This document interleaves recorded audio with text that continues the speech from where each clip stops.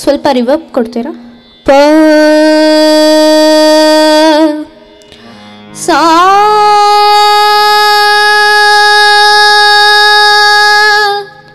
ಪ ಸಾ ಪ ಸಾ ಸರಿ ಸಾ ಸರಿ ಗ ಮ ಪ ಗ ನಿ ಸಾ ಸಾ ನಿ ದ ಪ ಮ ಗ ರಿ ಸಾ. ಸ್ವಲ್ಪ ಶಾರ್ಪ್ ಕೊಡು. ಸ ನಿ ದ ಸ್ವಲ್ಪ ಬೇಸ್ ದ ನಿ ನಿ ಸಾ ಸಾ ಪ ರಿವರ್ಬ್ ಸ್ವಲ್ಪ ಪ ಸಾ ಸಾ ಸಾ ಪ ಸಾ ಪ ಸಾ.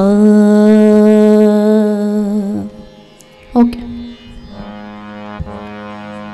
ಸರ್ವೇಂದ್ರಿಯಾಭಿಮಾನಿಸ್ಥ ಮುಖ್ಯ ಪ್ರಾಣಸ್ಥ ವಿಷ್ಣುನಾ ಪ್ರೇರಿತ ಶ್ರೀಶತುಷ್ಟ್ಯರ್ಥಂ ಕರಿಷ್ಯೇ ಕರ್ಮ ಚಾಖಿಲಂ ಮಯಿ ಸ್ಥಿತೋ ಮದಂಗೇಶು ಸ್ವತಂತ್ರೋ ವ್ಯಾಪ್ತವಾನ್ ಹರಿಃ ಏಕ ಏವ ಮಹಾಶಕ್ತಿಃ ಕುರುತೆ ಸರ್ವಮಂಜಸಾ. ಶ್ರೀಗುರುಭ್ಯೋ ನಮಃ. ಸ್ವಸ್ತ್ಯಸ್ತು ಸತಾಂ ಸಮಸ್ತಸನ್ಮಂಗಲಾನಿ ಭವಂತು. ಕ್ಷೇತ್ರ ಸನ್ನಿಹಿತನಾದ ಅಡವಿರಾಯನ ಅಡಿಗಳಿಗೆ ಪೊಡಮಟ್ಟು ನಿತ್ಯ ಪ್ರತಿಯೊಬ್ಬ ಭಕ್ತರಿಂದ ವಿಶೇಷ ಸೇವಿತರಾದ ಗುರುರಾಜರನ್ನು ಸ್ಮರಣೆ ಮಾಡ್ತಾ ಒಂದು ವಾರಗಳ ಪರ್ಯಂತ ಇಲ್ಲೇ ಇದ್ದು ಎಲ್ಲರಿಗೆ ಅನುಗ್ರಹ ಸಂದೇಶವನ್ನು ನೀಡುವುದರೊಂದಿಗೆ ಸೀತಾಪತಿ ಶ್ರೀರಾಮಚಂದ್ರ ದೇವರ ಆಚಾರ್ಯಕರಾರ್ಚಿತ ಪ್ರತಿಮೆಯನ್ನು ಪೂಜಿಸುವುದರೊಂದಿಗೆ ಪ್ರಸಾದವನ್ನು ಕೊಡುವ ಪರಮಪೂಜ್ಯ ಉಭಯ ಶ್ರೀಪಾದಂಗಳವರ ಪಾದ ಕಮಲಗಳನ್ನು ಸ್ಮರಣೆ ಮಾಡ್ತಾ ಇದೊಂದು ಕಾರ್ಯಕ್ರಮ. ಮಂತ್ರಾಲಯದ ಪರಿಮಳಾಚಾರ್ಯರು ಈ ಪರಿಮಳಾಚಾರ್ಯರಲ್ಲಿದ್ದು ಈ ಕಾರ್ಯಕ್ರಮವನ್ನು ನಡೆಸ್ತಾ ಇದ್ದಾರೆ. ಅನೇಕ ಮಂದಿ ರಾಯರ ಭಕ್ತರುಗಳು ಭಗವದ್ಭಕ್ತರೆಲ್ಲ ಸೇರಿದ್ದಾರೆ. ಇವತ್ತು ನಡೆಸುವ ಕಾರ್ಯಕ್ರಮ ಶುಕಕಥಾ ಗೋಪಿಗೀತ. ಇದಕ್ಕೆ ಯಾರ್ಯಾರಿಗೆ ಹೇಗೆ ಅರ್ಥ ತೋರ್ತದೋ ಹಾಗೆ ಅರ್ಥ ಮಾಡಿಕೊಂಡು ಹೋಗಬಹುದು. ಸದ್ಯಕ್ಕೆ ಈಗಿನ ಸ್ಥಿತಿಯಲ್ಲಿ ಶುಕಕಥಾ ಅಂತಂದರೆ ಗಿಳಿಕಥೆ ಅಂತ ಅರ್ಥ. ಅದಕ್ಕೆ ಶುಕಪಾಠ ಅಂತಂದರೆ ಗಿಳಿಪಾಠ ಅಂತ. ಅಭ್ಯಾಸ ಮಾಡಿದ್ದನ್ನು ಊರು ಹೊಡೆದದ್ದನ್ನು ಒಪ್ಪಿಸುವ ಒಂದು ಕಾರ್ಯಕ್ರಮ. ಭಾಗವತಾದಿಗಳು ಬಂತು ಅಂತಾದರೆ ಶುಕಾಚಾರ್ಯರಿಂದ ಪ್ರೋಕ್ತವಾದ ಕಥಾ. ಅದಕ್ಕನುಸಾರವಾಗಿ ಗೋಪಿಕೆಯಿಂದ ಹಾಡಲ್ಪಡುವಂತಹ ಗಾನ ಗೀತೆ ಹೀಗೆ ಶುಕಕಥಾ ಗೋಪಿಕೀತ ಎಂಬ ಶೀರ್ಷಿಕೆಯಲ್ಲಿ ಇವತ್ತು ನಾವು ಕೆಲವು ದೇವರ ನಾಮಗಳನ್ನು ಇಲ್ಲಿಯ ಅವಧಿಯ ಒಳಗಡೆ ಮುಗಿಸಲಿಕ್ಕೆ ಪ್ರಯತ್ನ ಪಡಬೇಕು. ನಾವೆಲ್ಲ ಇಲ್ಲಿಗೆ ಬಂದಿದ್ದೇವೆ. ನಾನು ಮೈಸೂರಿನಿಂದ ಬಂದವ, ಇವರು ಬೆಂಗಳೂರಿಂದ ಬಂದಿದ್ದಾರೆ, ಇನ್ನು ಯಾರ್ಯಾರು ಎಲ್ಲಿಂದ ಬಂದಿದ್ದಾರೆ ಅಂತ ಗೊತ್ತಿಲ್ಲ. ಬೇರೆ ಬೇರೆ ಊರುಗಳಿಂದೆಲ್ಲ ಬಂದಿದ್ದೇವೆ. ಯಾಕೆ ಬಂದದ್ದು ಅಂತ ಕೇಳಿದರೆ ಗೊತ್ತಿಲ್ಲ ಅಂತಲೇ ಉತ್ತರ. ಯಾಕೆ ಬಂದಿದ್ದೇವೆ ಅಂತ ದಾಸರ ಮಾತಲ್ಲೇ ಕೇಳುವುದಾದರೆ ಅವರಂತಾರೆ, ನಾವು ಹೇಳ್ಬೋದು ರಾಮದೇವರ ದರ್ಶನಕ್ಕೆ ಬಂದಿದ್ದೇವೆ, ತಿರುಪತಿಯ ತಿಮ್ಮಪ್ಪನ ದರ್ಶನಕ್ಕೆ ಹೋಗಿದ್ದೇವೆ, ಅಡವಿರಾಯನ ದರ್ಶನಕ್ಕೆ ಬಂದಿದ್ದೇವೆ ಅಂತ. ಅಲ್ಲವೇ ಇಲ್ಲ ಅಂತಾರೆ ದಾಸರಾಯರು. ದೇವರ ದರ್ಶನಕ್ಕೆ ಅಂತ ನಾವೇನಾದರೂ ಹೋಗಿದ್ದೇವೆ ಅಂತಂದರೆ ಅದು ಸುಳ್ಳು ಅಂತ. ಮತ್ತು ಬಂದದ್ದು ಯಾಕೆ ಹಾಗಿದ್ದರೆ ಅದನ್ನು ನಮ್ಮ ಗೋಪಿಕೆಯವರು ಹಾಡ್ತಾರೆ.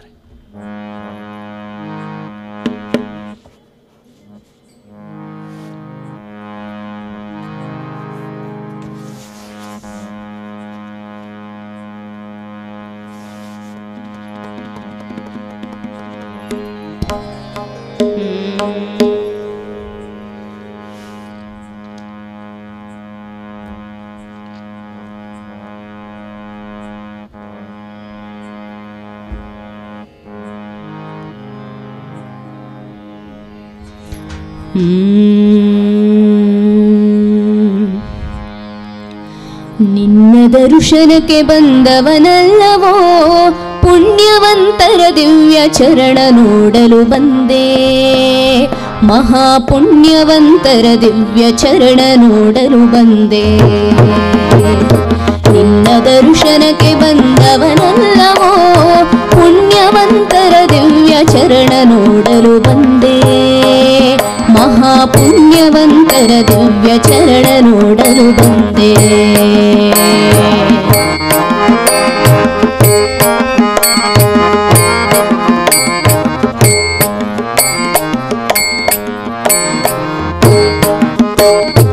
ಎಲ್ಲಿ ನೋಡಲು ನೀನೆ ವ್ಯಾಪ್ತನಾಗಿರಲಿಕ್ಕೆ ಇಲ್ಲಿಗೆ ಬಾಹ ಕಾರಣವಾವುದೋ. ಸೊಲ್ಲಿಗೆ ಕಂಬದೊಳು ತೋರಿದ ಮಹಾಮಹಿಮ ಅಲ್ಲಿ ಇಲ್ಲೇ ನಯ್ಯ ವಲ್ಲಭ ಕುತ ಜನರಿಗೆ. ಕರೆದಾಗಲೇ ಓಡಿ ಬಂದೊದಗೋ ದೇವ ಮರಳಿಗಾವುದವೆನಿಸಿ ಬರಲ್ಯಾತಕೋ. ನೆರೆ ನಂಬಿದವರಿಗಾವಲ್ಲಿಯಾದರೆ ಏನು, ಅರಿತವರ ಮನದಲ್ಲಿ ನಿಂಗಾಡುವ ಚಂದವ. ನಿನ್ನ ದರ್ಶನಕ್ಕೆ ಬಂದವನಲ್ಲವೋ, ಪುಣ್ಯವಂತರ ದಿವ್ಯ ಚರಣ ನೋಡಲು ಬಂದೆ. ಮಹಾಪುಣ್ಯವಂತರ ದಿವ್ಯ ಚರಣ ನೋಡಲು ಬಂದೆ.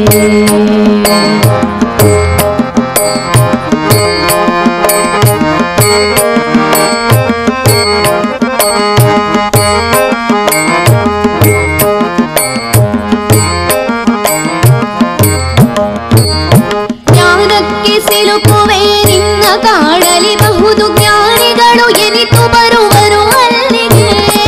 ಅನಂತ ಜನುಮದಲ್ಲಿ ಜಪ ತಪ ವ್ರತ ಹೋಮ ಏನು ಮಾಡಿದರೆಷ್ಟು ಜನ ಕೂಡುವರು ದೇವ.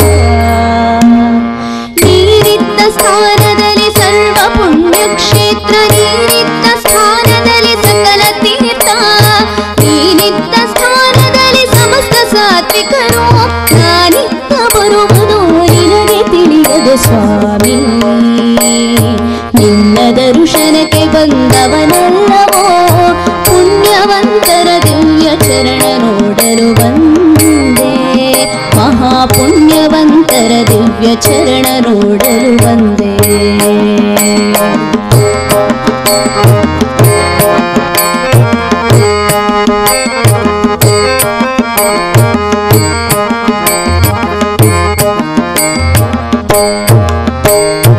ಇದನಿಲಾಲಿಸು ಜೀಯ ನಿನ್ನದೊಂದೇ ಮೂರ್ತಿ, ನಿರನುಷರವಲ್ಲದೆ ಮಿಗಿಲಾವುದೋ.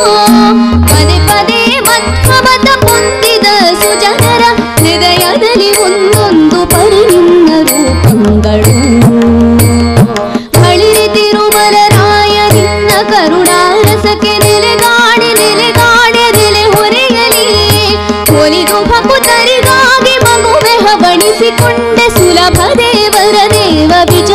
ವಿಠಲ ವೆಂಕಟ. ನಿನ್ನ ದರ್ಶನಕ್ಕೆ ಬಂದವನಲ್ಲವೋ ಪುಣ್ಯವಂತರ ದಿವ್ಯ ಚರಣ ನೋಡಲು ಬಂದೆ. ಮಹಾಪುಣ್ಯವಂತರ ದಿವ್ಯ ಚರಣ ನೋಡಲು ಬಂದೆ. ಮಹಾಪುಣ್ಯವಂತರ ದಿವ್ಯ ಚರಣ ನೋಡಲು ಬಂದೆ. ಮಹಾಪುಣ್ಯವಂತರ ದಿವ್ಯ ಚರಣ ನೋಡಲು ಬಂದೆ.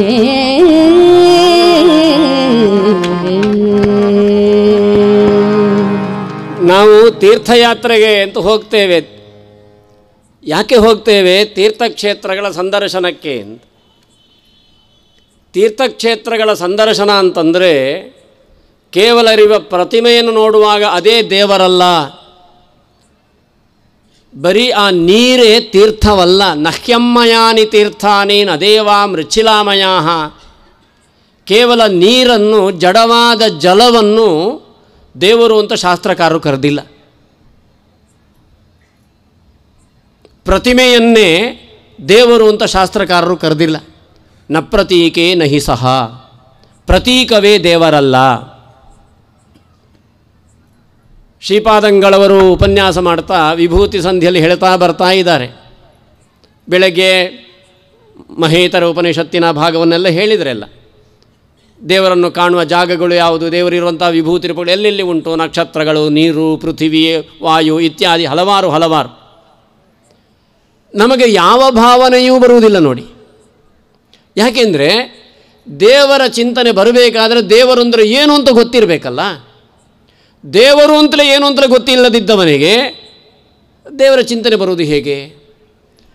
ನಮಗೆ ದೇವರ ಚಿಂತನೆ ಬರ್ತದೆ. ಹೇಗೆ ಬರ್ತದೆ? ದೇವರು ಅಂದರೆ ಕೈಯಲ್ಲಿ ಶಂಖಚಕ್ರ, ಪೀತಾಂಬರ ಇದು ಹಾಕಿದ ಒಂದು ಚಿತ್ರ ಕಣ್ಣ ಮುಂಭಾಗದಲ್ಲಿ ಬರಬಹುದು.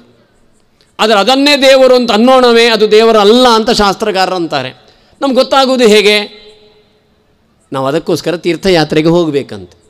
ದಾಸರಂತಾರೆ, ನಿನ್ನ ನೋಡಲು ಬಂದಿಲ್ಲ, ನಿನ್ನನ್ನು ನೋಡಲಿಕ್ಕೆ ಅಂತ ಜ್ಞಾನಿಗಳು ಬಂದಿರ್ತಾರೆ.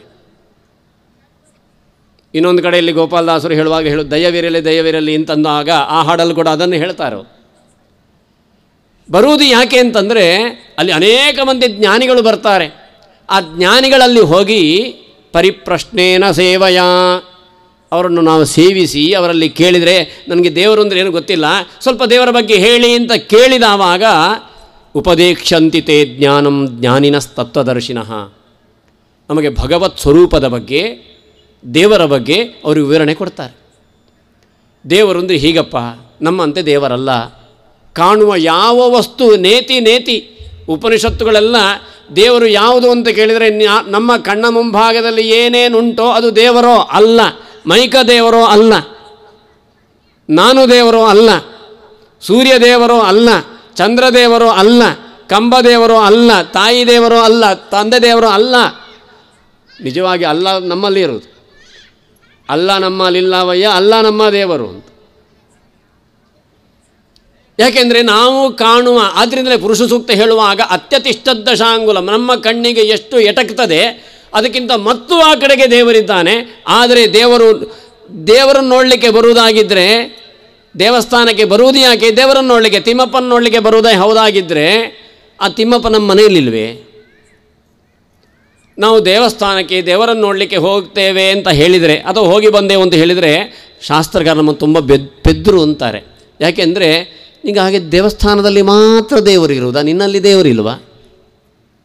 ದೇವರು ವ್ಯಾಪ್ತ ಅಂತ ಹೇಳ್ತೇವಲ್ಲ.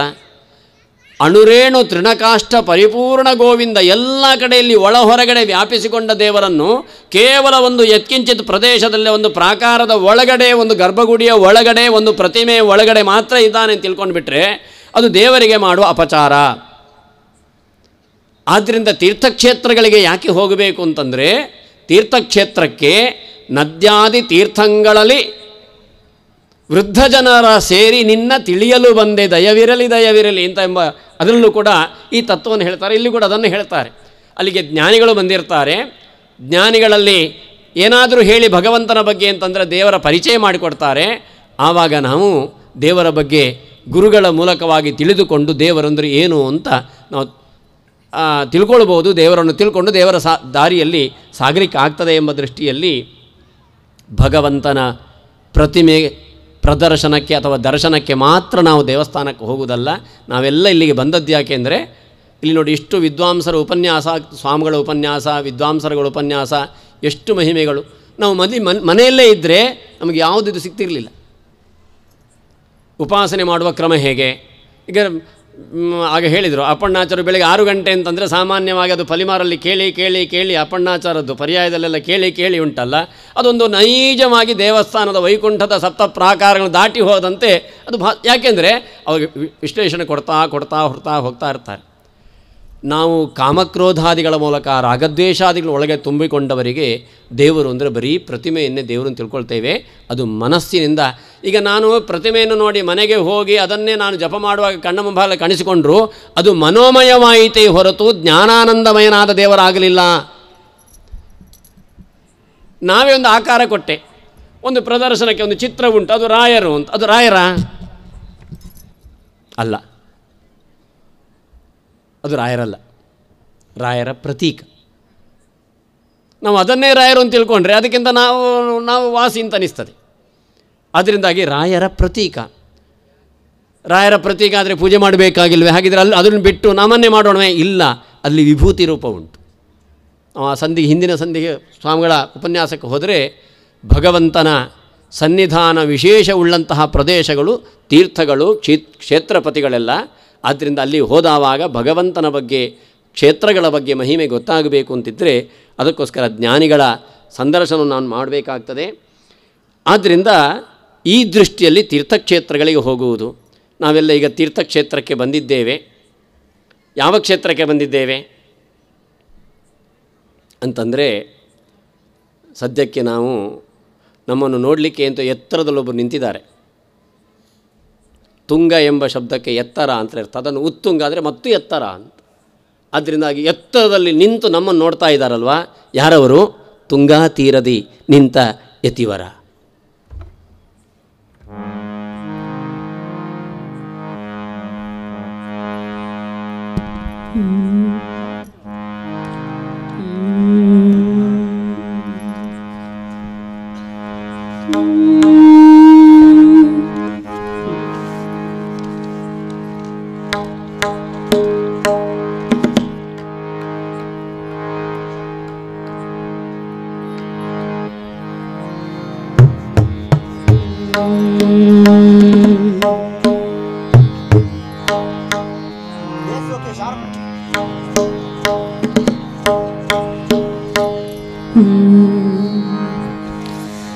ಸಂಗೀತ ಪ್ರಿಯ ಮಂಗಳ ಸುಗುಣಿತ ರಂಗ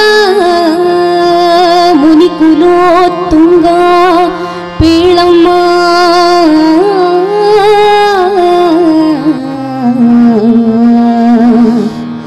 ತುಂಗಾ ತೀರದಿ ನಿಂತ ಸುಯತಿವರನ್ಯಾರೇ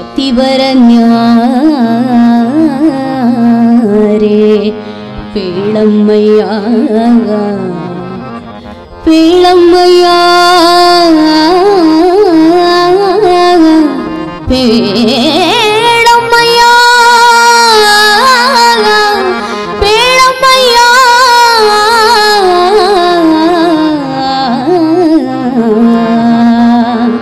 ಸಂಗೀತ ಪ್ರಿಯ ಸಂಗೀತ ಪ್ರಿಯ ಸಂಗೀತ ಪ್ರಿಯ ಸಂಗೀತ ಪ್ರಿಯ ಮಂಗಳ ಸುಗುಣಿತ ಸಂಗೀತ ಪ್ರಿಯ ಮಂಗಳ ಸುಗುಣಿತ ರಂಗ ಮುನಿಕುಲೋತ್ತುಂಗ ಪೇಳಮ್ಮ ಸಂಗೀತ ಪ್ರಿಯ ಮಂಗಳ ಸುಗುಣಿತ ರಂಗ ಮುನಿಕುಲೋತ್ತುಂಗ ಪೇಳಮ್ಮ ತುಂಗಾ ತೀರದಿ ತುಂಗಾ ತೀರದಿ ನಿಂತ ಸುಯತಿ ವರನ್ಯಾರೇ ಪೇಳಮ್ಮಯ್ಯ ತುಂಗಾ ತೀರದಿ ನಿಂತ ಸುಯತಿ ವರನ್ಯಾರೇ ಪೇಳಮ್ಮಯ್ಯ ಸಂಗೀತ ಪ್ರಿಯ ಮಂಗಳ ಸುಗುಣಿತ ರಂಗ ಮುನಿಕುಲೋತ್ತುಂಗ ಪೇಳಮ್ಮ ತುಂಗಾ ತೀರದಿ ನಿಂತ ಸುಯತಿ ವರನ್ಯಾರೇ ಪೇಳಮ್ಮಯ್ಯ ತುಂಗಾ ತೀರದಿ ನಿಂತ ಸುಯತಿ ವರನ್ಯಾರೇ ಪೇಳಮ್ಮಯ್ಯ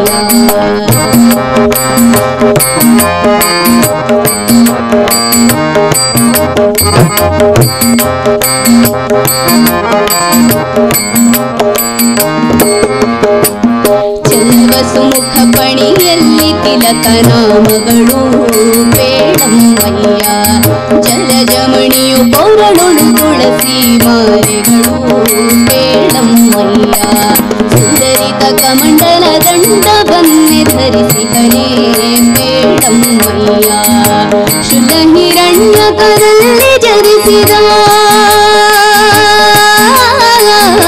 ಶುದ್ಧ ಹಿರಣ್ಯ ಕರಲ್ಲಿ ಜರಿಸಿದ ಪ್ರಹ್ಲಾದನು ತಾನಿಲ್ಲಿ ಹನಮ್ಮ, ತುಂಗಾ ತೀರದಿ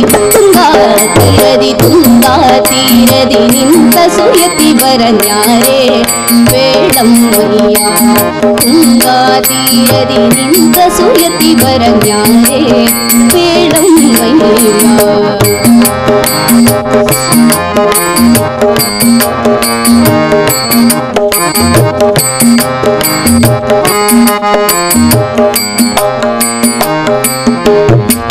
ಸುಂದರ ಚರಣರವಿಂದ ಸುಭಕುತಿಯಲಿಂದ ಬೇಡಮ್ಮಯ್ಯ, ವಂದಿಸಿ ಸ್ತುತಿಸುವ ಭೂಸುರರು ಬಲು ಬೃಂದ ಬೇಡಮ್ಮಯ್ಯ, ಚಂದದಲಂಕೃತಿಯಿಂದ ಶೋಭಿಸುವ ಆನಂದ ಬೇಡಮ್ಮಯ್ಯ, ಹಿಂದೆ ವ್ಯಾಸ ಮುನಿಯೆಂದೆನಿಸಿದ ಕರ್ಮಂದಿಗಳ ರಸಹದಿಂದ ರಹಿತನೇ ತುಂಗಾ ತೀರದಿ ನಿಂತ ಸುಯತಿ ಬರನ್ಯಾರೆ ಬೇಡಮ್ಮಯ್ಯ, ತುಂಗಾ ತೀರದಿ ನಿಂತ ಸುಯತಿ ಬರನ್ಯಾರೆ ಬೇಡಮ್ಮಯ್ಯ.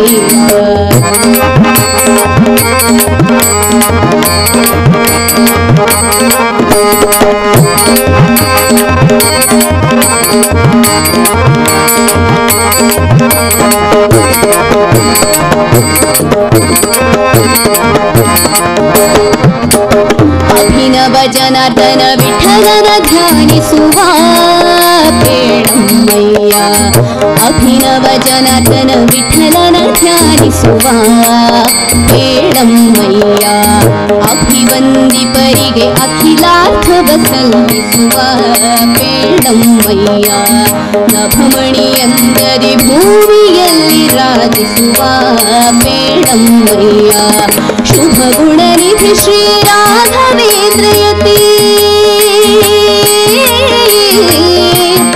ರಾಘವೇಂದ್ರ ರಾಘವೇಂದ್ರ ರಾಘವೇಂದ್ರ ರಾಘವೇಂದ್ರ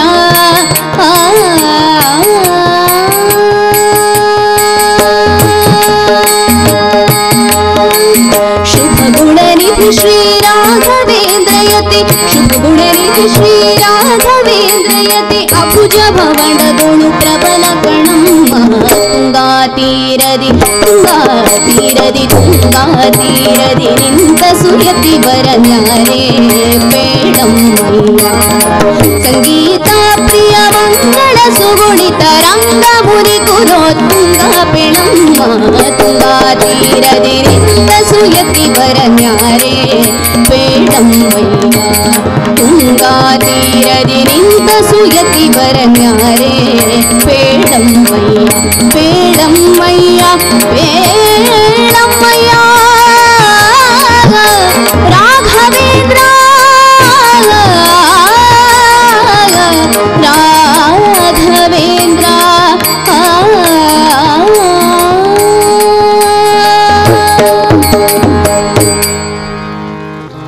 ರಾಯರು ತುಂಬ ಸಂಗೀತ ಪ್ರಿಯರು. ಅದು ಯಾಕೆ ಅಂತಂದರೆ, ನಾವು ಕತೆ ಕೇಳುವಾಗ ಮೊದಲವರು ಬ್ರಹ್ಮದೇವರ ಪೂಜೆಗೆ ಹೂ ತರುವವರಾಗಿದ್ದರು. ಸರಸ್ವತೀ ದೇವಿಯ ವೀಣೆಯ ನಾದವನ್ನು ಕೇಳ್ತಾ ಅದರಲ್ಲೇ ತಲ್ಲೀನರಾಗಿ ಬರುವಾಗ ಒಂದು ದಿವಸ ತಡ ಆಯಿತು.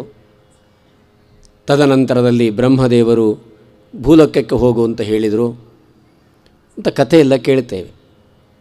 ಆ ಸಂದರ್ಭದಲ್ಲಿ ಸರಸ್ವತೀ ದೇವಿಯ ಮಾತು ಹೇಳಿದ್ರಂತೆ, ಭೂಮಿಗೆ ಹೋಗಬೇಕು, ಆದರೆ ಏನು ಅಂದರೆ ನೀನು ಯಾವುದೋ ಒಂದು ಆರ್ಕೆಸ್ಟ್ರಾ ಕೇಳಿಕೊಂಡು ಇದು ಮಾಡಿಕೊಂಡದ್ದಲ್ಲ, ನೀನು ಯಾವುದೋ ಯಾರದ್ದೋ ಮನೆ ಕಥೆಯನ್ನು ಕೇಳ್ಕೊಂಡಿದ್ದದ್ದಲ್ಲ.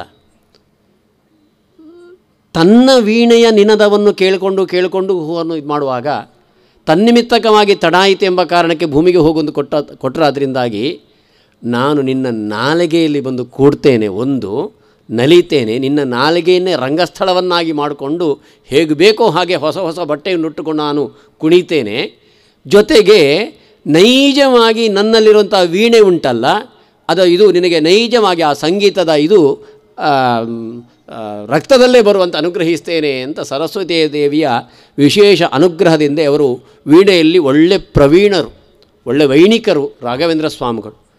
ಇಂತಹ ರಾಘವೇಂದ್ರ ಸ್ವಾಮಿಗಳು ತುಂಗಾ ತೀರದಲ್ಲಿ ನಿಂತಿದ್ದಾರೆ ಅಂದರೆ ಮಂತ್ರಾಲಯ. ನಾವೀಗ ಇದನ್ನೇ ಮಂತ್ರಾಲಯ ಅಂತ ಮಾಡಿಕೊಳ್ಳಬೇಕು.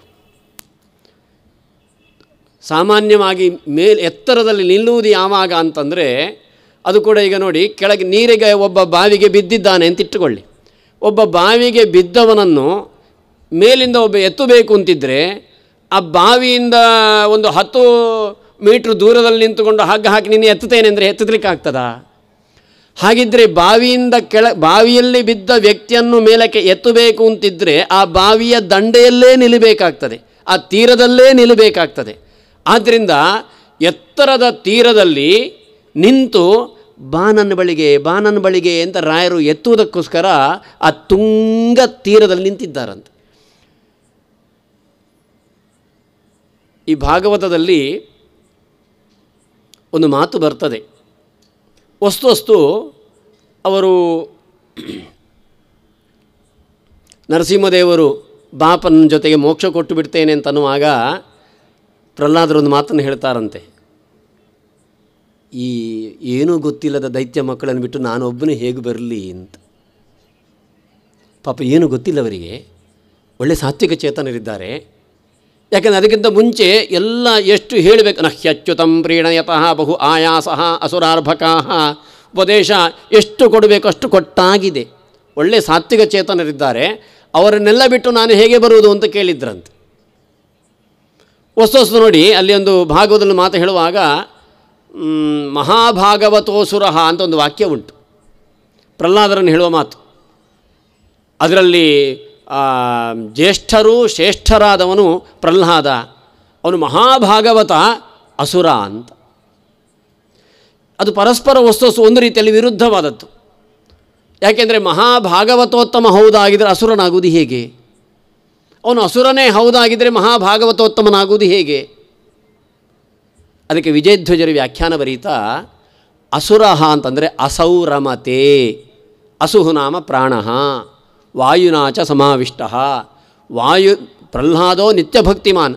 ಆದ್ದರಿಂದಲೇ ಅಷ್ಟು ಪ್ರಹ್ಲಾದರಲ್ಲಿ ಆ ಭಕ್ತಿಯ ಉದ್ರೇಕ ಕಾಣಿಸುವುದಕ್ಕೆ ಕಾರಣ ಏನು ಅಂತಂದರೆ, ನಿತ್ಯದಲ್ಲೂ ಎಡೆಬಿಡದೆ ಕ್ಷಣಕಾಲವೂ ಬಿಡದೆ ಭಗವಂತನಲ್ಲಿ ಭಕ್ತಿ ಮಾಡುವ ವಾಯುದೇವರನ್ನಷ್ಟು ತುಂಬಿಸಿಕೊಂಡವರಾದ್ದರಿಂದ ಅವರಲ್ಲೂ ಕೂಡ ಅಂತಹ ಭಕ್ತಿಯ ಉದ್ರೇಕ ಕಾಣಿಸಲಿಕ್ಕೆ ಸಾಧ್ಯವಾಯಿತು.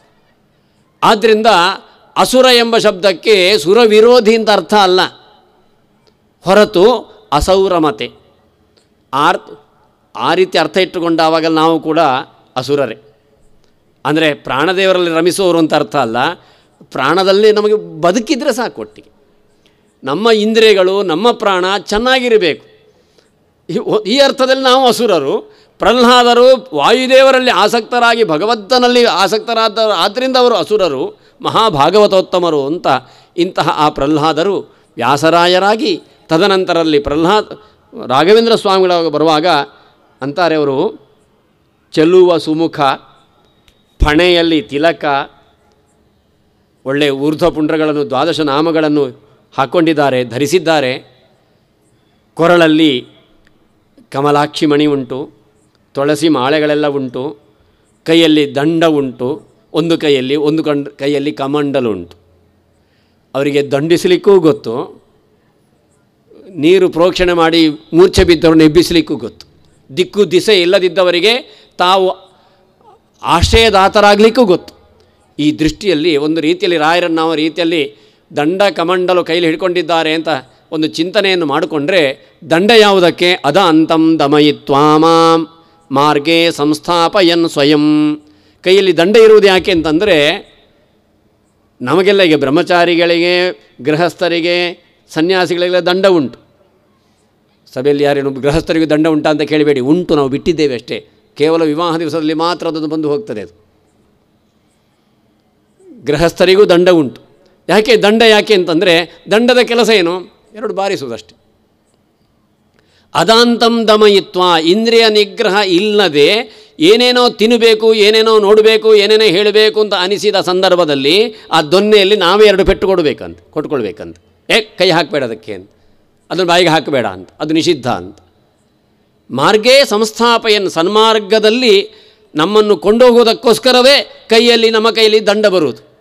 ರಾಯರು ದಂಡ ಯಾಕೆ ಹಿಡ್ಕೊಂಡಿದ್ದಾರೆ ಅಂತಂದರೆ, ನಮ್ಮನ್ನು ಸರಿ ದಾರಿಗೆ ತರಬೇಕು ಅಂತ ಅವರು ತೀರ್ಮಾನ ಮಾಡಿದ್ದಾರೆ. ಆದ್ದರಿಂದ ಅವರ ಪ್ರತಿಜ್ಞಾವಾಕ್ಯವೇ ಹಾಗೆ, ದೇಹ ಸಂಬಂಧಿಭಿ ವಿದ್ಯಾ ಸಂಬಂಧಿಭಿ, ನಾನು ಹೇಳಿದಂತೆ ನಡ್ಕೊಳ್ಳುವವರಿಂದ ಮಾಡಿಸ್ತೇನೆ ಅಂತಲೇ ಸಂಕಲ್ಪ ಅವ್ರದ್ದು. ಆದ್ದರಿಂದಾಗಿ ಅವರು ಮಾಡಿಸ್ತಾರೆ ಅಂತಂದರೆ ನಾವು ಅವರು ಹೇಳಿದಂತೆ ಕೇಳಬೇಕೋ ಬೇಡವೋ. ಆದ್ದರಿಂದ ಅವರನ್ನು ಈ ರೀತಿಯಲ್ಲಿ ಉಪಾಸನೆ ಮಾಡ್ತಾ ಬಂದರೆ, ಅವರು ಕ್ಷುಲ್ಲ ಹಿರಣ್ಯಕನಲ್ಲಿ ಜನಿಸಿದ ಪ್ರಹ್ಲಾದನು ಇವನು ಅಂತ. ಆದ್ದರಿಂದ ಪರಸ್ಪರ ವಿರುದ್ಧ. ಅಪ್ಪ ತುಂಬ ದ್ವೇಷಿ, ಭಗವದ್ವೇಷಿ, ಮಗ ಮಾತ್ರ ಭಾರೀ ಸಾತ್ವಿಕನಾದವ. ಅದಕ್ಕೆ ಕಾರಣ ಪ್ರಧಾನವಾದದ್ದುಂಟು, ಅದು ಸದ್ಯಕ್ಕೆ ಉಲ್ಲೇಖ ಮಾಡಲಿಕ್ಕೆ ಹೋಗುವುದಿಲ್ಲ. ನರಸಿಂಹ ಪುರಾಣದಕ್ಕೆ ಒಳ್ಳೆಯ ಕಾರಣವನ್ನು ಹೇಳ್ತದೆ. ಗರ್ಭ ಆಧಾನ ಆಗುವಾಗ ಹಿರಣ್ಯಕಶಿಪುವಿನ ಬಾಯಲ್ಲಿ ನಾರಾಯಣ ಅಂತ ಸ್ಮರಣೆ ಬಂದದ್ರಿಂದ ಇಲ್ಲಿ ಕಯಾದುವಿನ ಯೋನಿಯಲ್ಲಿ ರೇತಸ್ಸೇಚನೆ ಆಗುವುದಕ್ಕೂ, ಕಾರಣವನ್ನು ಹೇಳ್ತಾ ನಾರಾಯಣ ಅಂತ ಹಿರಣ್ಯಕಶಿಪು ಬಾಯಲ್ಲಿ ಹೇಳುವುದಕ್ಕೂ ಒಂದೇ ಸಮಯವಾಯಿತಾದ್ದರಿಂದ, ಹೀಗೆ ನಾರಾಯಣ ಉಚ್ಚಾರಣಾ ಪೂರಕವಾಗಿ ರೇತಸ್ಖಲನವಾಯಿತಾದ್ದರಿಂದ ಅಲ್ಲಿ ಪ್ರಹ್ಲಾದನಂತಹ ಭಾಗವತೋತ್ತಮ ಹುಟ್ಟಿದ ಅಂತ ನರಸಿಂಹ ಪುರಾಣ ಆ ಕಥೆಯನ್ನು ಹೇಳುತ್ತದೆ. ಹೀಗೆ ಇಂತಹ ಹಿರಣ್ಯಕಶಿಪುವಿನಲ್ಲಿ ಹುಟ್ಟಿದವರು ಪ್ರಹ್ಲಾದನಾಗಿ, ತದನಂತರದಲ್ಲಿ ವ್ಯಾಸರಾಜರಾಗಿ ಸನ್ಯಾಸ ಪೀಠವನ್ನು ಏರಿದವರು. ಇಂತಹ ಆ ರಾಯರ ಗುರುರಾಜರ ಅನುಗ್ರಹವನ್ನು ನಾವೆಲ್ಲ ಸಂಪಾದಿಸೋಣ. ಅವರು ನಮ್ಮನ್ನು ಕೈಯಲ್ಲಿ ದಂಟೆ ಹಿಡ್ಕೊಂಡಾದರೂ ತೊಂದರೆ ಇಲ್ಲ, ನೀರು ಪ್ರೋಕ್ಷಣೆ ಮಾಡಿ ಆದರೂ ತೊಂದರೆ ಇಲ್ಲ, ಅನುಗ್ರಹ ಬುದ್ಧಿಯಿಂದಾದರೂ ತೊಂದರೆ ಇಲ್ಲ, ಹೇಗಾದರೂ ತೊಂದರೆ ಇಲ್ಲ, ಅವರ ಜೊತೆಯಲ್ಲಿ ಕರ್ಕೊಂಡು ಹೋಗುವಂತೆ ಅವರು ಮಾಡಲಿ ಅಂತ ಅವರಲ್ಲಿ ಪ್ರಾರ್ಥನೆ ಮಾಡ್ತಾ, ಏನು ಮಾಡುವಾಗಲೂ ಕ್ಷೇತ್ರ ಪ್ರಧಾನವಾದದ್ದು.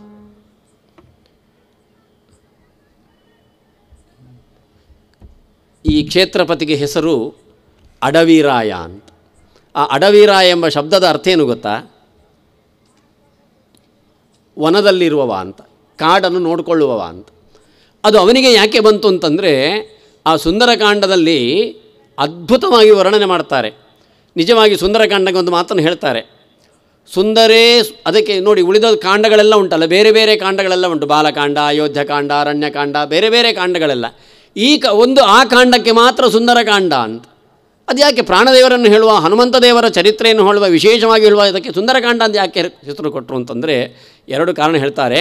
ಒಂದು, ಸುಂದರೋ ರಾಮ, ಸುಂದರಕಾಂಡದಲ್ಲಿ ಬರುವ ರಾಮದೇವರ ಚಿತ್ರಣ ಅದ್ಭುತ.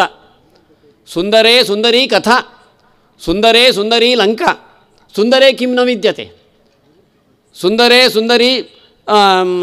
ಸುಂದರದಲ್ಲಿ ಸುಂದರ ಕಪಿಹಿ, ಸುಂದರೇ ಸುಂದರಿ ಸೀತಾ, ಲಂಕೆಯು ಸುಂದರ, ಸೀತೆಯು ಸುಂದರ, ಕಪಿ ಸುಂದರ, ಆದರೆ ಸುಂದರೇ ಕಿಮ್ನ ವಿದ್ಯತೆ ಅಂತ.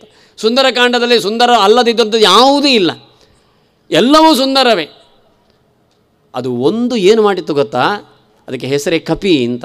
ಕಪಿಗಳಿಗೆ ಕಪಿ ಅಂತ ಯಾಕೆ ಹೆಸರು ಅಂತಂದರೆ, ಯಾವುದು ಕಂಪನವನ್ನು ಉಂಟು ಮಾಡ್ತದೋ ಅದಕ್ಕೆ ಕಪಿ ಅಂತ ಹೆಸರು. ಅದು ನಿಂತಲ್ಲಿ ನಿಲ್ಲುವುದಿಲ್ಲ ನೋಡಿ, ಅಲುಗಾಡ್ತಾ ಇರ್ತದೆ. ಕಂಪನ ಅಂದರೆ ಅದು ಅಲುಗಾಡೋದು ಅಂತ ಇರ್ತದೆ. ಗೆಲ್ಲಿಂದ ಗೆಲ್ಲಿಗೆ ಮತ್ತೊಂದು ಕಡೆ ಹಾರ್ತಾನೆ ಇರ್ತವೆ, ಅದಕ್ಕೋಸ್ಕರ ಕಪಿಗಳು ಅಂತ ಹೆಸರು. ಆದ್ದರಿಂದಲೇ ಅವುಗಳಿಗೆ ಅದರಲ್ಲಿ ವಿಶೇಷವಾಗಿ ತಾನೊಬ್ಬ ರಾಯ ಅಂತ ತೋರಿಸಿಕೊಟ್ಟವ ಯಾರು ಅಂದರೆ ಇದೇ ಕಪಿ, ಅಡವಿರಾಯ. ಸದ್ಯಕ್ಕೆ ಪೊಡವಿರಾಯನಾಗಿದ್ದಾನೆ. ಅಂತಹ ಅಡವಿರಾಯನ ಸ್ಮರಣೆಯನ್ನು ಮಾಡೋಣ. ಶ್ಯಾಮಸುಂದರ ವಿಠಲದಾಸರು ಆ ಪದ್ಯವನ್ನು ಕೊಟ್ಟಿದ್ದಾರೆ, ಕೇಳೋಣ.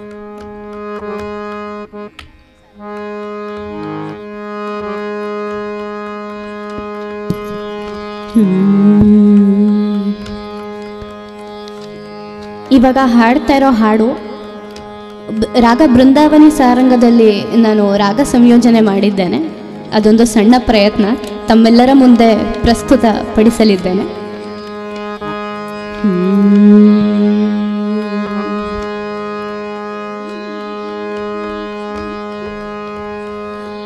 ಅಡವಿ ನಿಲಯ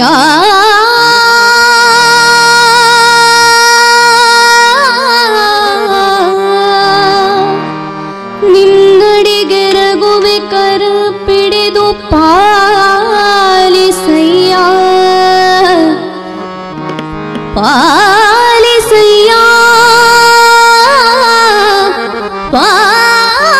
ಪಾಲಿಸಯ್ಯ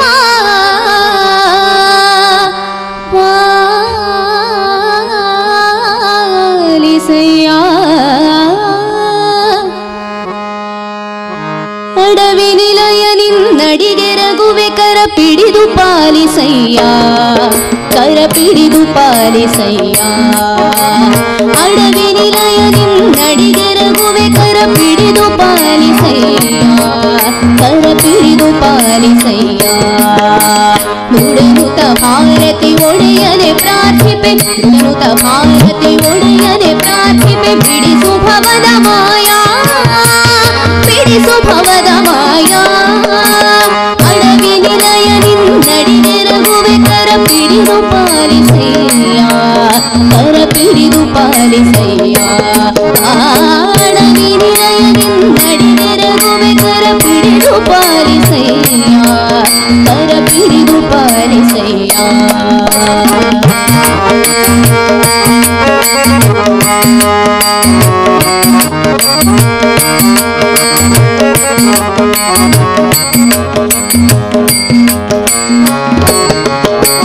ನಿನ್ನ ದರ್ಶನದಿ ಎನ್ನ ಜನ್ಮ ಪಾವನ್ನವಾಯಿತಯ್ಯ ನಿನ್ನ ದರ್ಶನದಿ ಎನ್ನ ಜನ್ಮ ಪಾವನ್ನವಾಯಿತಯ್ಯ ನಿನ್ನನುಗ್ರಹವನ್ನು ಪಡೆದ ಸಂಪನ್ನರುಳೆಡು ಜೀವ ನಿನ್ನನುಗ್ರಹವನ್ನು ಪಡೆದ ಸಂಪನ್ನರುಳೆಡು ಜೀವ ಅಡವಿ ನಿಲಯ ನಿನ್ನಡಿಗೆರಗುವೆ ಕರ ಪಿಡಿದು ಪಾಲಿಸಯ್ಯ ಕರ ಪಿಡಿದು ಪಾಲಿಸಯ್ಯ ಅಡವಿ ನಿಲಯ ನಿನ್ನಡಿಗೆರಗುವೆ ಕರ ಪಿಡಿದು ಪಾಲಿಸಯ್ಯ ಕರ ಪಿಡಿದು ಪಾಲಿಸಯ್ಯ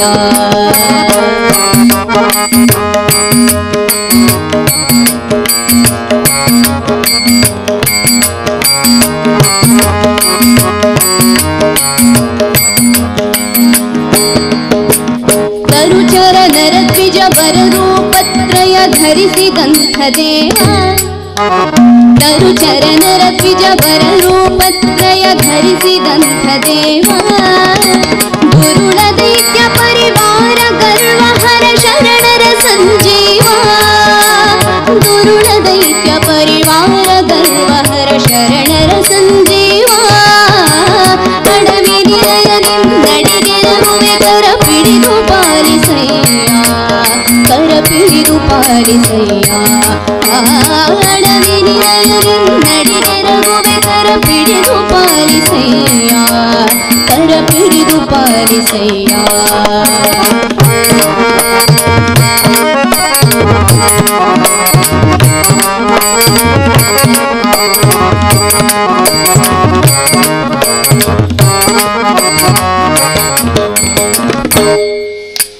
ಸೃಷ್ಟಿಯೊಳಗೆ ಅತಿ ಶ್ರೇಷ್ಠನೆಂದೆನಿಸಿದ ಕೃಷ್ಣಗೆ ಪುರವಾಸ ಸೃಷ್ಟಿಯೊಳಗೆ ಅತಿ ಶ್ರೇಷ್ಠನೆಂದೆನಿಸಿದ ಕೃಷ್ಣಗೆ ಪುರವಾಸ ದಿಟ್ಟ ಮೂರ್ತಿ ಶ್ಯಾಮ ಸುಂದರ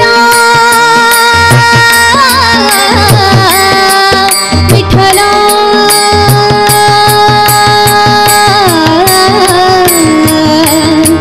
ವಿಠಲ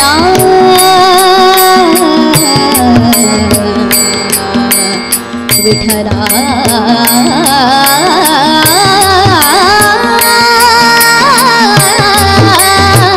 ವಿಠಲ ವಿಠಲ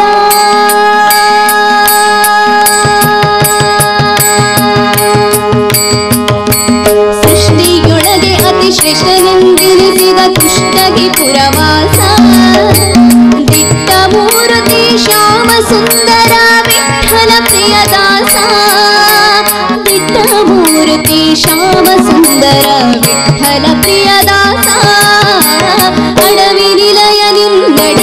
ರಘುವೆ ಕರ ಪಿಡಿದು ಪಾಲಿಸಯ್ಯ ಕರ ಪಿಡಿದು ಪಾಲಿಸಯ್ಯ ನುಡನುತ ಭಾರತಿ ಒಡೆಯನೆ ಪ್ರಾರ್ಥಿಪೆ ನುಡನುತ ಭಾರತಿ ಒಡೆಯನೆ ಪ್ರಾರ್ಥಿಪೆ ಬಿಡಿಸು ಭವದ ಮಾಯಾ ಬಿಡಿಸು ಭವದ ಮಾಯಾ ಅಡವಿ ನಿಲಯದಿಂದಡಿಗೆ ರಘುವೆ ಕರ ಪಿಡಿದು ಪಾಲಿಸಯ್ಯ ಕರ ಪಿಡಿದು ಪಾಲಿಸಯ್ಯ ಕರ ಪಿಡಿದು ಪಾಲಿಸಯ್ಯ ಕರ ಪಿಡಿದು ಪಾಲಿಸಯ್ಯ ಪಾಲಿಸಯ್ಯ ಪಾಲಿಸಯ್ಯ.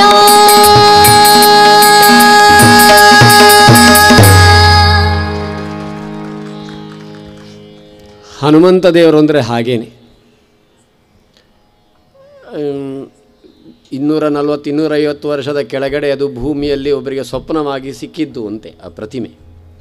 ಆವಾಗ ಇಷ್ಟೆಲ್ಲ ಸ್ಪಷ್ಟತೆ ಇಲ್ಲ ಅಂತಂದರು. ಇತ್ತೀಚೆಗೆ ಸ್ವಲ್ಪ ಸ್ವಲ್ಪ ಸ್ಪಷ್ಟತೆಗಳು ಕಾಣಿಸ್ತಾ ಉಂಟು. ಅದರಲ್ಲಿ ನೋಡಿದರೆ ಅದರಲ್ಲಿ ಶಿವಲಿಂಗನೂ ಉಂಟು, ನಂದಿ ಉಂಟು, ಆ ಪ್ರಾಣದೇವರ ಪ್ರತಿಮೆಯಲ್ಲೇ. ಇನ್ನು ಗಂಟೆನೂ ಉಂಟು ಬಾಲದಲ್ಲಿ, ಭಿನ್ನ ಭಿನ್ನವಾದದ್ದಲ್ಲಲ್ಲಿ ಉಂಟು. ಮತ್ತು ಅಲ್ಲಿ ಆ ಬಾಲದ ಹೀಗೆ ಬರುವಾಗ ಅಲ್ಲಿ ಮಧ್ಯ ಮಧ್ಯದಲ್ಲಿ ಪುನಃ ಅಲ್ಲಲ್ಲಿ ಶಿವಲಿಂಗಗಳೆಲ್ಲ ಉಂಟಂತೆ. ಆ ಪ್ರತಿಮೆಯಲ್ಲಿ ಕಾಣುವಾಗ ಬಹುಶಃ ಜೇನುತುಪ್ಪ ಅಭಿಷೇಕ ಆಗುವಾಗ ಕಾಣಿಸ್ಬೋದು. ಯಾಕೆಂದರೆ ಬೆಳಗ್ಗೆ ಶಿವಲಿಂಗಾದಿಗಳು ನನಗೆ ಜೇನುತುಪ್ಪ ಅಭಿಷೇಕ ಮಾಡುವಾಗ ಕಾಣಿಸ್ತು, ಉಳಿದದ್ದವರಲ್ಲಿ ತೋರಿಸಿದ್ರಲ್ಲಿ ಆ ಕಡೆ.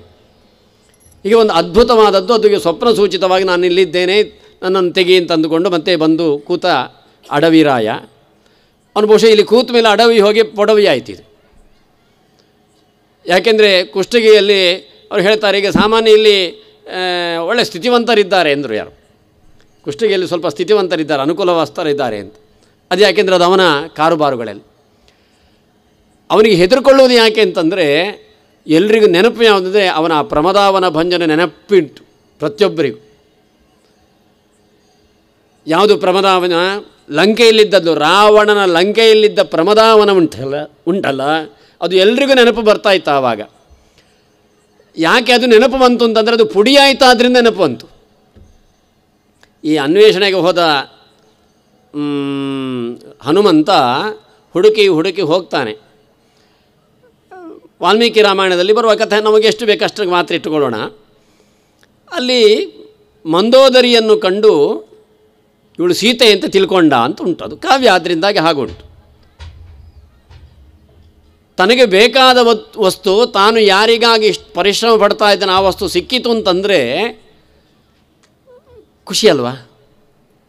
ನಮಗೆ ಹೋಗಿರ್ತೇವೆ, ಯಾವುದೋ ಒಂದು ಅಪೇಕ್ಷೆವಾದ ಯಾವುದನ್ನು ಹುಡುಕಿಕೊಂಡೋ ಕೆಲಸ ಆಗಬೇಕೆಂದು ಹೋಗಿರ್ತೇವೆ, ಕೋರ್ಟಿಗೋ ಮತ್ತೊಂದಕ್ಕೋ, ಅದು ಕೆಲಸ ಆಯ್ತಪ್ಪ, ಎಷ್ಟು ಖುಷಿ. ಹನುಮಂತರಿಗೂ ಖುಷಿ ಆಯ್ತಂತೆ, ಸೀತೆ ಸಿಕ್ಕಿಬಿಟ್ಲು ಅಂತ. ಈಗ ನಾನಾದರೆ ಸಿಕ್ಕಿದವಾಗ ಖುಷಿಯನ್ನು ಹೇಗೆ ಹಂಚಿಕೊಳ್ತಾ ಇದ್ದೆ? ಅಪ್ಪಣ್ಣಾಚಾರ ಸಿಕ್ಕುವಾಗಲೋ, ಪರಿಮಳಾಚಾರ ಸಿಕ್ಕುವಾಗಲೋ, ಅಥವಾ ಸ್ವಾಮಿಗಳು ಸಿಕ್ಕಾರೋ, ಸ್ವಾಮಿ ಹೀಗಾಯಿತು ಅಂತ ಹೇಳ್ತಾ ಇದ್ದೆ. ಅವನಿಗೆ ಅಷ್ಟು ಆ ಯಾಕೆಂದರೆ ಹಂಚಿಕೊಳ್ಳಿಕ್ಕೆ ಅಲ್ಲಿ ಸುತ್ತ ಯಾರೂ ಇಲ್ಲವೇ ಇಲ್ಲ.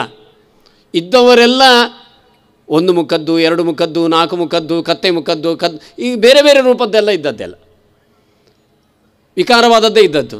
ಅವನು ಏನು ಮಾಡಿಕೊಂಡ ಅಂದರೆ, ಮೊದಲು ವಾಲ್ಮೀಕಿಗಳಷ್ಟು ಚೆನ್ನಾಗಿ ವರ್ಣನೆ ಮಾಡ್ತಾರಂತಂದರೆ, ವಾಲ್ಮೀಕಿ ರಾಮಾಯಣದ ನನ್ನ ಅಭಿಪ್ರಾಯದಲ್ಲಿ ಕೆಲವೇ ಶ್ಲೋಕಗಳಲ್ಲಿ ಅಷ್ಟೊಂದು ಕ್ರಿಯಾಪದ ಬರುವುದಕ್ಕೆ ಸಾಧ್ಯ.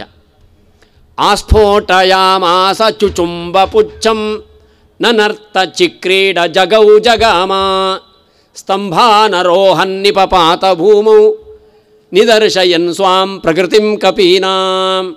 8 ಧಾತುಗಳನ್ನು, 8 ಕ್ರಿಯಾಪದಗಳನ್ನು, ವರ್ಬುಗಳನ್ನು ಹಾಕಿದ್ದಾರೆ ವಾಲ್ಮೀಕಿಗಳು. ಅದು ಮತ್ತೇನು ಮಾಡಿಲ್ಲ, ಖುಷಿಯಾಯಿತು, ಸಿಕ್ಕಿಬಿಟ್ಲು ಸೀತೆ ಅಂತಂದ.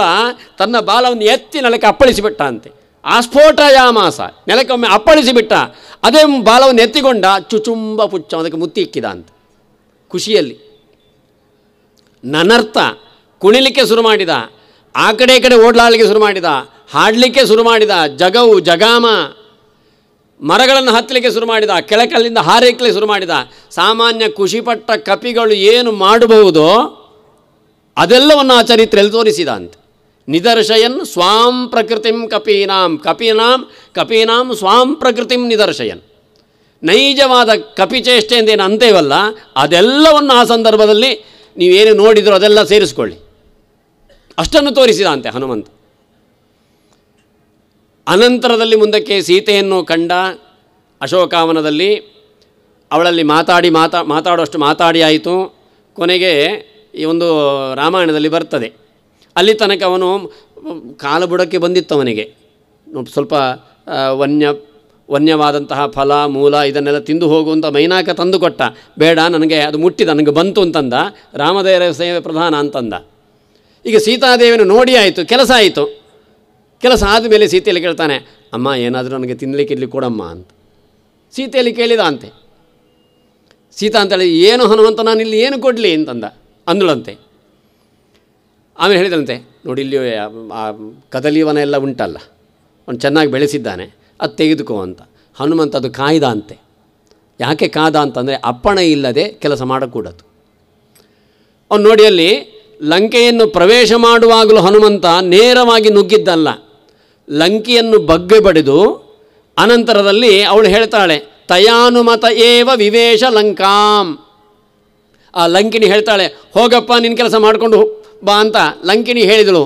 ಹಾಗಿದ್ದರೆ ದ್ವಾರಪಾಲಕಿಯಿಂದ ಅಪ್ಪಣೆ ಪಡೆದೇ ಅವಳು ಒಪ್ಪಿಗೆ ಕೊಟ್ಟ ಮೇಲೇ ತಾನು ಲಂಕೆ ಒಳಗಡೆ ಪ್ರವೇಶ ಮಾಡಿದ್ದಾನೆ ಹನುಮಂತ. ಅಲ್ಲೂ ತಂದು ಅತಿಕ್ರಮ ಇಲ್ಲ. ಇಲ್ಲಿ ಇದಕ್ಕೂ ಕೂಡ ಸೀತೆ ಹೇಳ್ತಾಳೆ, ಅದು ತೆಗೆದುಕೋ ಅಂತ.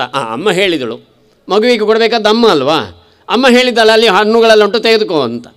ಹೀಗೆ ಆ ಬಾಳೆಹಣ್ಣು ಇನ್ನಿತರ ಏನೇನು ಹಣ್ಣುಗಳಿತ್ತು ಅದೆಲ್ಲವನ್ನು ಪ್ರಮದಾವನವನ್ನು ಭಂಜನ ಮಾಡಿದ. ಇದು ಮುಂಚೆ ಅದೇ ಆಗಿತ್ತಂತೆ, ಬಾಳೆಹಣ್ಣಿನ ತೋಪುಗಳಾಗಿತ್ತಂತೆ ಈ ಭಾಗ. ಅದಕ್ಕೋಸ್ಕರ ಅಡವಿ ನಿಲಯ ಅಂತ ಅವನನ್ನೆಲ್ಲ ಕರೀತಾ ಬಂದ್ರಂತೆ. ಅದೆಲ್ಲ ಹೋಗ್ತಾ ಹೋಗ್ತಾ ಹೋಗ್ತಾ ಅದು ನಾಶವಾಯಿತು. ಈಗ ಪೊಡವಿಯಾಗಿ ಉಳ್ಕೊಂಡಿದೆ. ಇಂತಹ ಹನುಮಂತ ಅವತಾರತ್ರಯದ ವರ್ಣನೆ ಉಂಟು ಇದರಲ್ಲಿ. ಮೃಡನುತ ಭಾರತೀಪತಿ ಅಂತ ರುದ್ರಾದಿಗಳಿಂದ ಸ್ತುತ್ಯನಾದವ ಭಾರತೀರಮಣ. ಹೀಗೆ ಮೂಲ ರೂಪಗಳಿಂದ ಅವನಲ್ಲಿ ಪ್ರಾರ್ಥನೆ, ಎನ್ನ ಆ ಮಾಯಾ ಇದನ್ನು ಬಿಡಿಸಪ್ಪ, ನಾನು ಅಂಟುಕೊಂಡಿದ್ದೇನೆ ಅದನ್ನು ಬಿಡಿಸು ಅಂತ ಒಳ್ಳೆಯ ರೀತಿಯಲ್ಲಿ ಪ್ರಾರ್ಥನೆ ಮಾಡಿದ್ದಾರೆ. ಮುಂದಕ್ಕೆ ಮಂಗಳ ಅಂತ ತಿಳ್ಕೊಳ್ಬೇಡಿ, ಆದರೆ ಪ್ರಾಣದೇವರದೊಂದು ಮಂಗಳ ಪದ್ಯ. ಒಂದು ಮಧ್ಯದಲ್ಲಿ ಈ ಕಾರ್ಯಕ್ರಮ ಮುಗಿದ ಮೇಲೆ ಒಂದು ತಿಳಿಸಿದ್ದಾರೆ, ಎಲ್ರಿಗೂ ಊಟ ಉಂಟಂತೆ, ಊಟ ಮಾಡಿಕೊಂಡೇ ಹೋಗಬೇಕು ಅಂತ ಇಲ್ಲಿಯ ಸಮಿತಿಯವರು ಅಪೇಕ್ಷೆ ಪಟ್ಟಿದ್ದಾರೆ. ಮಂಗಳಂ ಮುಖ್ಯ ಪ್ರಾಣನೇ.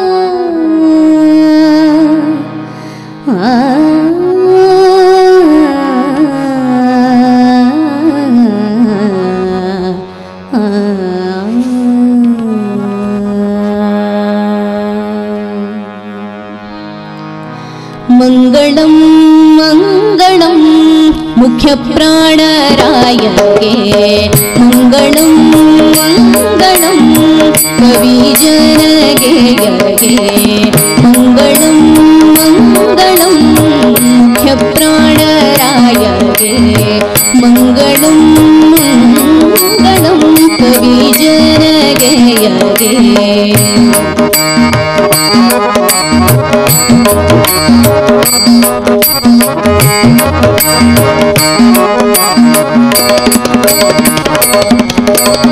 ಪದುಮಮಿತ್ರ ಪುತ್ರಗೆ ರಾಜವ ಸಾಧಿಸಿಕೊಟ್ಟವನೇ, ಮುದರಿಂದ ವಾರಿಧಿಯ ಲಂಘಿಸಿದಂತವ ಸುತ್ತವನೇ.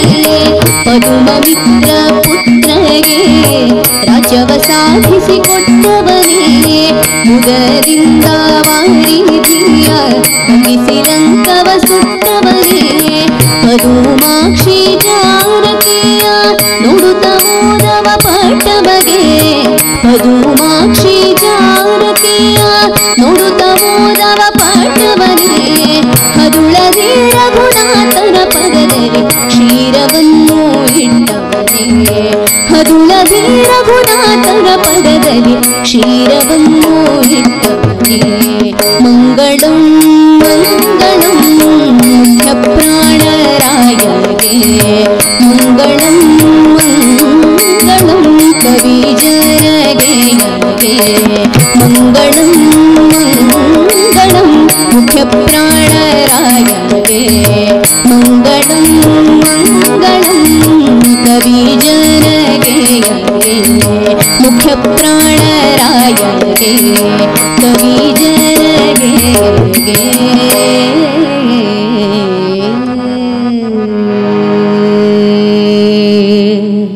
ವಾಯುದೇವರಿಗೆ ಮುಖ್ಯಪ್ರಾಣ ಅಂತಲೇ ಹೆಸರು.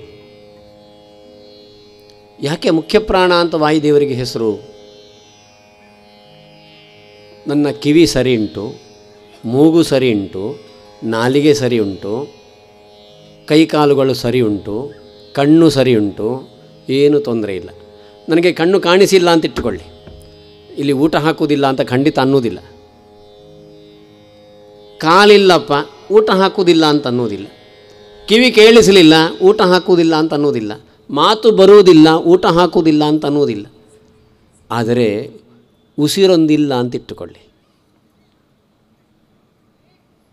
ಕರಣಾಭಿಮಾನಿ ದಿವಿಜರು ದೇಹವನ್ನು ಬಿಡಲು ಕುರುಡ ಕಿವುಡ ಮೂಕ ಬಧಿರನೆಂದೆನಿಸುವ.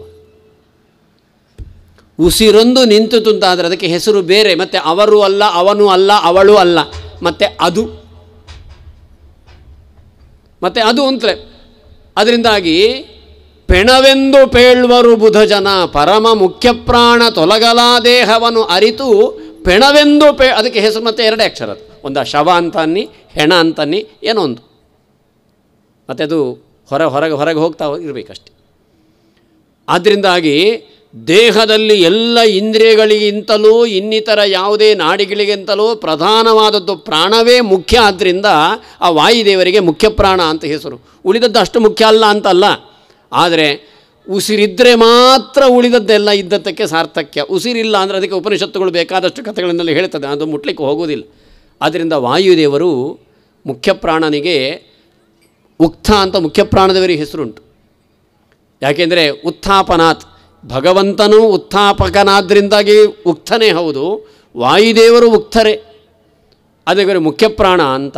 ಅವರನ್ನು ಯಾವತ್ತು ಮಂಗಳ ಸ್ವರೂಪಿ ಅಂತ ನಾವು ಚಿಂತನೆ ಮಾಡಿದರೆ ನಮಗೂ ಕೂಡ ಅಮಂಗಳ ನಿವೃತ್ತಿಯಾಗುತ್ತದೆ. ಈ ಪೌಮಾನ ಸೂಕ್ತದಲ್ಲಿ ಒಂದು ಮಂತ್ರ ಬರ್ತದೆ, ಪೋತಾ ಸಪೂನಾತುನಃ, ಸ್ವಯಂ ಯಾರು ಪವಿತ್ರನೋ ಅವನು ನಮ್ಮನ್ನು ಪವಿತ್ರಗೊಳಿಸಲಿ ಅಂತ ಮಂತ್ರ. ಸ್ವಯಂ ಪವಿತ್ರವಾದ ವಸ್ತು ಅದು ಉಸಿರು ಮಾತ್ರ, ಉಸಿರಿನ ದೇವತೆ ಮಾತ್ರ. ಉಳಿದದ್ದೆಲ್ಲ ಅಪವಿತ್ರವಾಗುವ ಸ್ಥಿತಿ ಉಂಟು. ಆ ಉಸಿರಿನ ದೇವತೆಗೆ ಅಪಾವಿತ್ರೆ ಎಂಬುದು ಇಲ್ಲವೇ ಇಲ್ಲ, ಯಾವ ಕಾಲಕ್ಕೂ ಇಲ್ಲ. ಯಾಕೆಂದರೆ ಎಲ್ಲ ಕಾಲದಲ್ಲೂ ಈ ಪದ್ಯದಲ್ಲಿ ಮುಂದೆ ಹೋಗುವಾಗಲೂ ಉಂಟಲ್ಲಿ. ಯೋಚನೆ ಮಾಡಿ, ಮುಂದಿನ ಇದರಲ್ಲಿ ಆ ಪುಂಡರಾಶಿಗಳ ರಣದಿ ಚಂಡನಾಡಿದವಗೆ ಅಂತ ಭೀಮಸೇನ ದೇವರನ್ನು ಹೇಳುವ ಪ್ರಸಂಗ ಉಂಟು. ಯೋಚನೆ ಮಾಡಿ, ಜನ್ಮ ಪ್ರವೃತ್ತಿ ಶತ್ರುಗಳಾದಂತಹ ದುಶ್ಯಾಸನ ದುರ್ಯೋಧನಾದಿಗಳು. ದುಶ್ಯಾಸನ ಕರ್ಣಪರ್ವದಲ್ಲಿ ಕೈಗೆ ಸಿಕ್ಕಿ ಆಗಿದೆ, ಕೆಳಕ್ಕೆ ಹಾಕಿದ್ದಾರೆ ಭೀಮಸೇನ ದೇವರು. ಅವನ ಇದರ ಮೇಲೆ ಕಾಲು ಮಂಡ್ಯನ್ನು ಊರಿ ಆಗಿದೆ, ಕೈಯಲ್ಲಿ ಸೀಳಬೇಕು. ನಾವಾದರೆ ನಿಮ್ಗೆ ಗೊತ್ತಿಲ್ಲ ಪಾಪ, ನೀವೆಲ್ಲ ತುಂಬ ಉಪಾಸನೆ ಮಾಡಿ. ನಾನಾದರೆ ಬಡ್ಡಿ ಮಗನ ಇವತ್ತು ಸಿಕ್ಕಿಬಿಟ್ಟಿದ್ದು, ಇಲ್ಲಿ ತನಕ ತಪ್ಪಿಸಿಕೊಂಡಿದ್ದೆ, ಅವರು ತಡೆದ್ರು ಇವರು ತಡೆದು, ಇವತ್ತು ಯಾರು ತಡೀತಾರೆ ನೋಡ್ತೇನೆ ಅಂತ ಇದ್ದೆ. ಭೀಮಸೇನ ದೇವರದ್ದು ಯಾವ ಮಾತು ಇಲ್ಲ. ಯಸ್ತೇಹೇ ಮನ್ಯೋ ವೀಧಧ್ವಜ್ರ ಸಾಯಕ ಸಹವೋಚ ಪುಷ್ಯತಿ ವಿಶ್ವಾಮಾನುಷಕ್. ಆ ಮನ್ಯು ಸೂಕ್ತವನ್ನು ಕಂಡುಕೊಂಡು ಆ ಮೂಲಕ ನರಸಿಂಹದೇವರನ್ನು ಉಪಾಸನೆ ಮಾಡ್ತಾ ಸೀಳಿದರಂತೆ. ವೀರ ನರಹರಿಯ ಲೀಲೆಯ ತೋರಿದ ಅಂತ ಬಿಂಬದ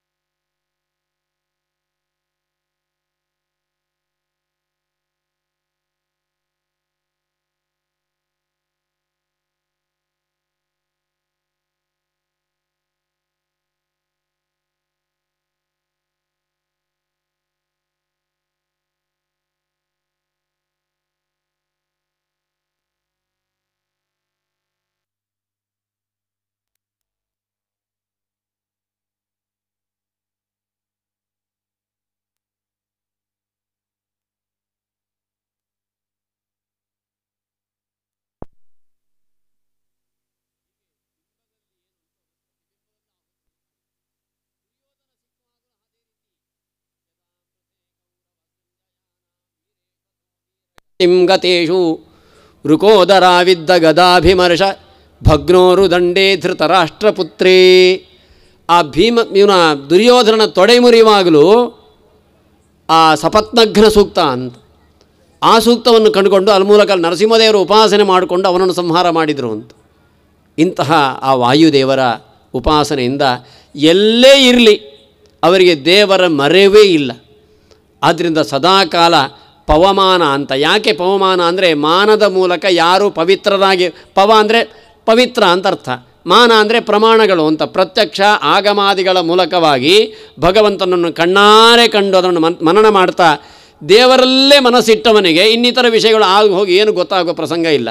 ಅದು ಯುದ್ಧವನ್ನು ಹನುಮಂತನಾಗಿರುವಾಗಲೂ ಕೂಡ ಅಲ್ಲಿ ಅನೇಕ ಗೋಪುರಗಳನ್ನು ಇದನ್ನು ಪುಡಿ ಮಾಡುವಲು ಜೈ ಶ್ರೀರಾಮ್ ಅವ್ರದ್ದು ಒಂದೇ ಮಾತಿತ್ತು, ಜಯತ್ಯತಿಬಲೋ ರಾಮೋ ಲಕ್ಷ್ಮಣಶ್ಚ ಮಹಾಬಲಃ ರಾಜಾ ಜಯತಿ ಸುಗ್ರೀವ ರಾಘವೇಣಾಭಿಪಾಲಿತ ದಾಸೋಹಂ ಕೋಸಲೇಂದ್ರಸ್ಯ ರಾಮಸ್ಯ ಅಕ್ಲಿಷ್ಟಕರ್ಮಣಃ ನಿಹಂತ ಶತ್ರು ಸಂಜ್ಞಾನ ಅಂತ.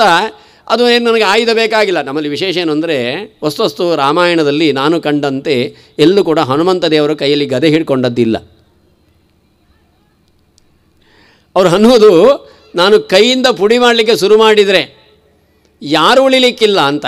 ನೋಡಿ ವಾಯುಸ್ತುತಿಯಲ್ಲಿ ಹೇಳೋದು ಅದೇ ರೀತಿಯಲ್ಲ, ಮುಷ್ಟಿರೆಷ್ಟು ರಾವಣನ ಎದೆ, ಅದು ಎಂತಹ ಎದೆ ಅದು, ಇಂದ್ರನ ಜೊತೆಯಲ್ಲಿ ಯುದ್ಧ ಮಾಡುವ ಸಂದರ್ಭದಲ್ಲಿ ಆ ಕವಚ ಇದಾಗಿತ್ತಂತೆ. ಏನಾಜೌ ರಾವಣಾರಿ ಪ್ರಿಯ ನಟನ ಪಟುರ್ ಮುಷ್ಟಿರಿಷ್ಟಂ ಪ್ರದೇಷ್ಟಂ ಕಿಮ್ನೇಷ್ಟೇ. ಆ ಮೂಲಕವಾಗಿ ರಾವಣನ ಎದೆಗೆ ಪೆಟ್ಟು ಕೊಟ್ಟಾಗ ದೈತ್ಯರಿಗೆ ದೇವತೆಗಳಿಗೆ ಸಂತೋಷ ಉಂಟು ಮಾಡಿದ ಕೈಗೆ ಆ ಮುಷ್ಟಿಗೆ ನನಗೆ ಇಷ್ಟವನ್ನು ಕೊಟ್ಟು ಏನು ಸಂತೋಷ ಪಡಲಿಕ್ಕೆ ಆಗುವುದಿಲ್ವೇ ಅಂತಾರೆ ನಾರಾಯಣ ತ್ರಿವಿಕ್ರಮ ಪಂಡಿತಾಚಾರ್ಯರು. ಇಂಥ ಹನುಮಂತ ದೇವರು ಭೀಮಸೇನನಾಗಿಯೂ ಹನುಮಂತ ದೇವರಾಗಿಯೂ ಆಚಾರ್ಯ ಮಧ್ವರಾಗಿಯೂ ಕೂಡ ಬಂದು ನಮಗೆ ಅನೇಕ ರೀತಿಯ ಉಪದೇಶವನ್ನು ಮಾಡಿದ್ದಾರೆ. ಇಂತಹ ಮುಖ್ಯಪ್ರಾಣದೇವರನ್ನು ನಾವು ಯಾವತ್ತು ಮಂಗಲ ಸ್ವರೂಪಿ ಅಂತ ಉಪಾಸನೆ ಮಾಡಿದರೆ ನಮಗೂ ಕೂಡ ಅಮಂಗಲ ಬರುವಂಥದ್ದಲ್ಲಿ ನಿವೃತ್ತಿ. ನಮಗೆ ಅಮಂಗಲ ಬರುವುದು ಹೇಗೆ?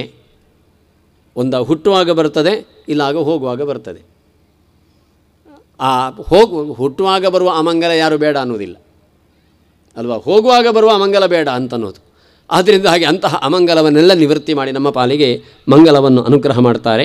ಇಂತಹ ವಾಯುದೇವರನ್ನು ಉಪಾಸನೆ ಮಾಡ್ತಾ ಇನ್ನು ನಾವು ಹೋಗಬೇಕಾದ್ದು ನಮಗೆ ಸಂಪತ್ತು ಅಂತುಂಟು. ಕೆಲವೆಲ್ಲ ಯಾವುದು ಸಂಪತ್ತು ಅಂತ ಗೊತ್ತಿಲ್ಲ.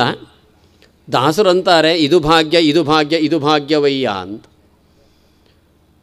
ಆ ಪದ್ಯದಲ್ಲಿ ಸ್ವಾರಸ್ಯ ಅಂದರೆ ಇದು ಭಾಗ್ಯ ಇದು ಭಾಗ್ಯ ಇದು ಭಾಗ್ಯವಯ್ಯ ಅಂತ ಹೇಳುವಾಗ ಕಮಲನಾಭನ ಪಾದ ಭಜನೆ ಸುಖವಯ್ಯ ಅಂತ, ಅದೊಂದು ಭಾಗ್ಯ. ಸರಿ, ಮುಂದಕ್ಕೆ ಹೇಳುವುದೆಲ್ಲ ಬೇರೆ ರೀತಿಯಲ್ಲೇ ಉಂಟು. ಅದು ಏನು ಹೇಳ್ತಾರೆ ಅಂತ ಅವರ ಬಾಯಲ್ಲೇ ಕೇಳೋಣ.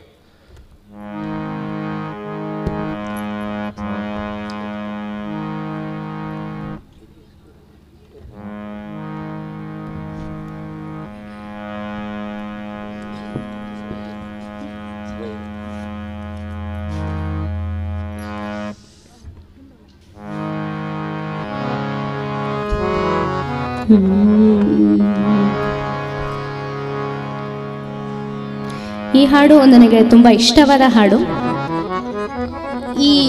ಈ ಹಾಡು ನನ್ನ ಯೂಟ್ಯೂಬ್ ಚಾನಲಲ್ಲಿ ಫುಲ್ ಹಾಡು ಎಲ್ಲ ಚರಣಗಳು ಇರ್ತಕ್ಕಂಥ ಇದು ವಿಡಿಯೋ ಇದೆ, ನೀವು ಅದರಲ್ಲಿ ವೀಕ್ಷಿಸಬಹುದು. ಇದು ನಮ್ಮ ಗುರುಗಳಾದ ದಿವಂಗತ ವಿದುಷಿ ವಿಜಯಕಿಶೋರ್ ಮೇಡಮ್ ಅವರ ಗುರುಗಳು ದಿವಂಗತ ಚಂದ್ರಶೇಖರ್ ಗವಾಯಿಗಳು ಅವರು ರಾಗ ಸಂಯೋಜನೆ ಮಾಡಿರುವಂಥ ಈ ಹಾಡು ತಮ್ಮೆಲ್ಲರ ಮುಂದೆ ಹಾಡುವ ಒಂದು ಸಣ್ಣ ಪ್ರಯತ್ನ.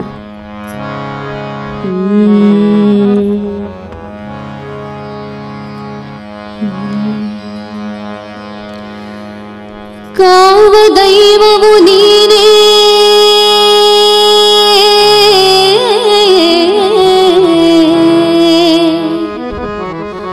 ಕೊಲುವ ದೈವವು ನೀನೇ ಕಾವ ದೈವವು ನೀನೇ ಕೊಲುವ ದೈವವು ನೀನೇ ಕೈವಲ್ಯ ಫಲದಾತ ಕೇಶವರು ನೀನೇ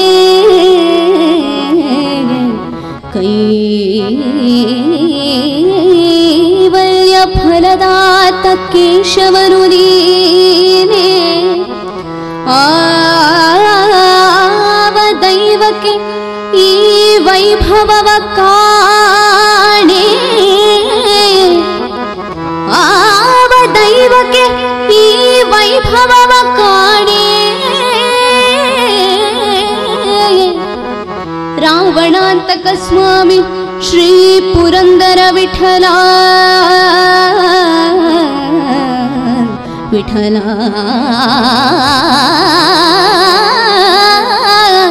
ವಿಠಲ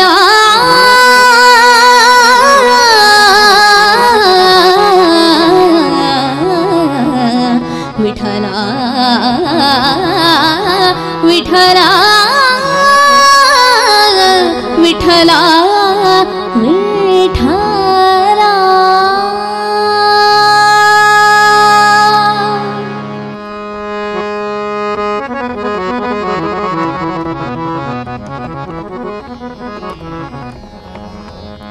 ಇದು ಭಾಗ್ಯ ಇದು ಭಾಗ್ಯ ಇದು ಭಾಗ್ಯವಯ್ಯ, ಇದು ಭಾಗ್ಯ ಇದು ಭಾಗ್ಯ ಇದು ಭಾಗ್ಯವಯ್ಯ.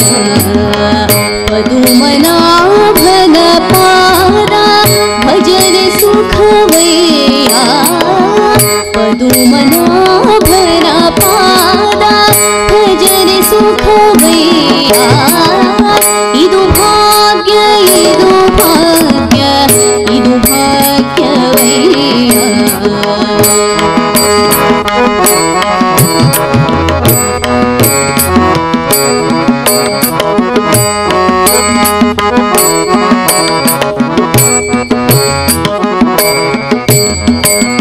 ವಿಷಯ ಭೋಗದ ತುಣಕ್ಕೆ ಉರಿಯಾಗಿರಲು ಬೇಕು, ನಿಷಿಹಗಲು ಶ್ರೀಹರಿಯ ನೆನೆಯಬೇಕು. ವಿಷಯ ಭೋಗದ ತುಣಕ್ಕೆ ಉರಿಯಾಗಿರಲು ಬೇಕು, ನಿಷಿಹಗಲು ಶ್ರೀಹರಿಯ ನೆನೆಯಬೇಕು. ವಸುಧೀಶ ಪುರಂದರ ವಿಠಲ ರಾಯನ, ವಸುಧೀಶ ಪುರಂದರ ವಿಠಲ ರಾಯನ. ಗಮದನಿ ಸನಿ ಧನಿ ಗಮ ಗಮ ದಮ ಗಮ ಗ ಸನಿ ಸ ಗ ಸ ಮಮ ಗ ದ ದ ಮನಿ ದ ಗಮದನಿ ಸನಿ ಧನಿ ಸ. ವಸುಧೀಶ ಪುರಂದರ ವಿಠಲ ರಾಯನ. ಸನಿ ಧನಿ ಗಮ ಗಮ ಧನಿ ಸನಿ ಧನಿ ಸನಿ ಸ ಧನಿ ಸನಿ ಸ ಧನಿ ಸನಿ ಸ ಸನಿ ಸ. ವಸುಧೀಶ ಪುರಂದರ ವಿಠಲ ರಾಯನ. ಹಸರಾದ ದಾಸರರು ಸೇವಿಸಲು ಬೇಕು, ಇದು ಭಾಗ್ಯ ಇದು ಭಾಗ್ಯ ಇದು ಭಾಗ್ಯವಯ್ಯ. ಪದುಮನಾಭನ ಪಾದ ಭಜನೆ ಸುಖವಯ್ಯ, ಪದುಮನಾಭನ ಪಾದ ಭಜನೆ ಸುಖವಯ್ಯ. ಇದು ಭಾಗ್ಯ ಇದು ಭಾಗ್ಯ ಇದು ಭಾಗ್ಯವಯ್ಯ, ಇದು ಭಾಗ್ಯವಯ್ಯ ಇದು ಭಾಗ್ಯವಯ್ಯ.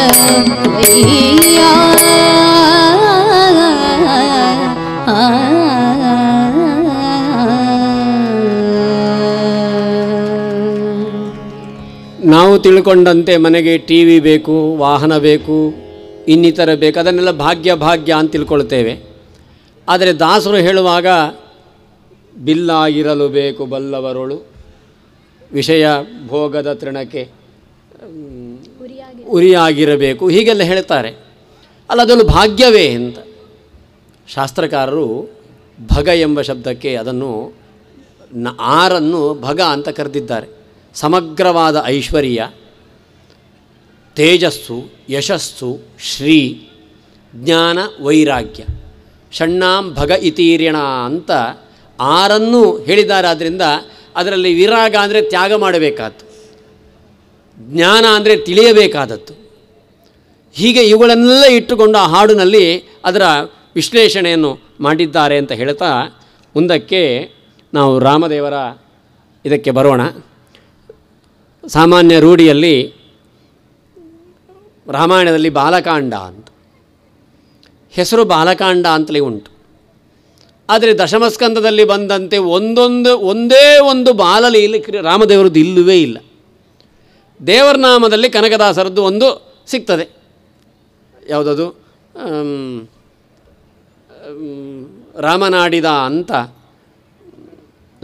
ಅಂಗಳದೋಳು ರಾಮನಾಡಿದ ಅಂತ ಕನಕದಾಸ ಒಂದು ಸಿಗ್ತದೆ. ಮತ್ತೆ ಬಿಟ್ಟರೆ ಮತ್ತೆ ಏನೇನೋ ಬಾಲಲಿ ಸಿಕ್ಕುವುದಿಲ್ಲ. ಹಾಗಿದ್ದರೆ ಮತ್ತೆ ಅದು ಬಾಲಕಾಂಡ ಅಂತ ಯಾಕೆ ಹೆಸರು ಕೊಟ್ಟರು ಅಂತಂದರೆ, ರಾಮದೇವರ ಬಲವನ್ನು ಸಾರುವ ಕಾಂಡ ಆದ್ದರಿಂದ ಅದಕ್ಕೆ ಬಾಲಕಾಂಡ ಅಂತ ಹೆಸರು. ಹೀಗೆ ತಾಟಕ, ಸುಬಾಹು, ಮಾರೀಚ, ಅಹಲ್ಯೋದ್ಧರಣ, ಸೀತಾ ಸ್ವೀಕಾರ, ಪರಶುರಾಮ ದೇವರ ಜೊತೆಯಲ್ಲಿ ಯುದ್ಧ, ಅತುಲನಾಮಕನ ಸಂಹಾರ, ಇದೆಲ್ಲ ಸೇರಿಸಿಕೊಂಡು ಬಾಲಕಾಂಡದಲ್ಲಿ ಬರುವಂಥದ್ದು. ಅಲ್ಲಿ ರಾಮದೇವರ ಬಲವೇ ಪ್ರಧಾನವಾದದ್ದು. ಅಂಥದ್ರಲ್ಲಿ ರಾಮದೇವರ ಬಲ ಅಂದರೆ ರಾಮದೇವರಿಗೆ ಬಲ ಅಂತಲ್ಲ, ಅವರ ಮುಂಭಾಗದಲ್ಲಿದ್ದಂದು ಬಿಲ್ಲು ತುಂಬ ದುರ್ಬಲ ಅಂತ ಅನ್ನೋ ಸೀತಾ ಸ್ವಯಂವರದ ಮಂಗಳ ಇದನ್ನು ಶುಕ್ರವಾರದಲ್ಲಿ ಹಾಡ್ತಾರೆ. ಧನು ಮುರಿದ ಶ್ರೀರಾಮ.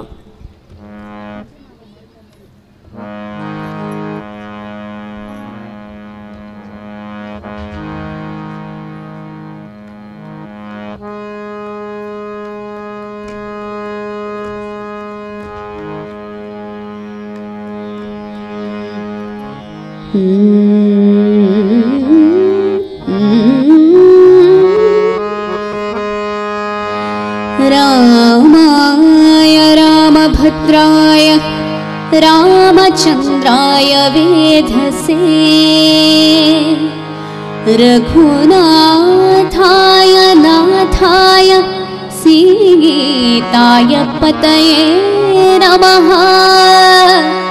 सीताय पतये नमः सीताय पतये नमः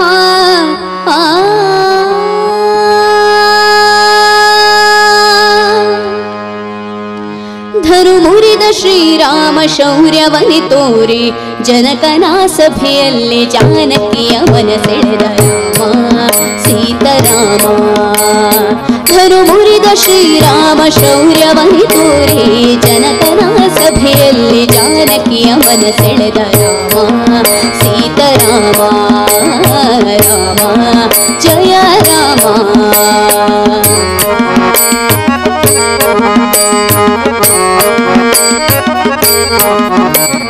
ವಸುಧೀಶರೆಲ್ಲರೂ ಹಸಗೆಟ್ಟು ಕುಳಿತಿರಲು ದಶಕಂಠ ಧನುವೆತ್ತಿ ಬಸವಳಿದು ಬಿದ್ದ.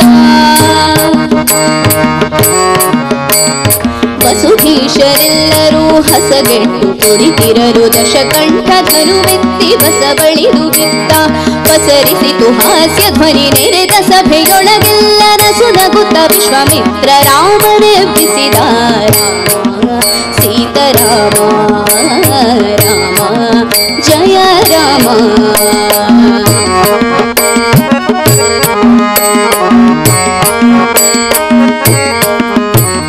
ಶ್ಯಾಮ ಸುಂದರನಿತ್ತು ಪ್ರೇಮದಿ ಮುರಿಗೆರಗಿಯ ಮಹಾಧನುವಿದ್ದ ಸ್ಥಳಕ್ಕೆ ತಾ ಬಂದ.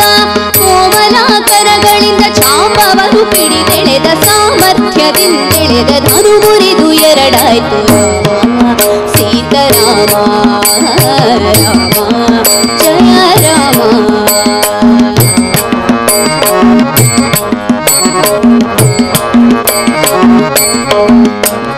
ಜಯ ಭೇರಿ ಹೊಡೆಯಿತು ಜಯವಾಯ್ತು ರಾಮಗೆಂದು ಜಯವೆಂದು ಸುರರು ಪುಷ್ಪ ಮಳೆಗರೆಯೇ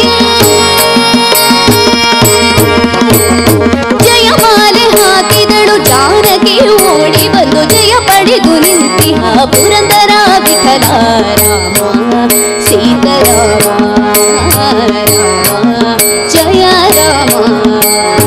ಧನು ಮುರಿದ ಶ್ರೀರಾಮ ಶೌರ್ಯವನಿ ತೋರಿ ಜನಕನ ಸಭೆಯಲ್ಲಿ ಜಾನಕಿಯ ಮನ ಸೆಳೆದ ರಾಮ ಸೀತಾರಾಮ.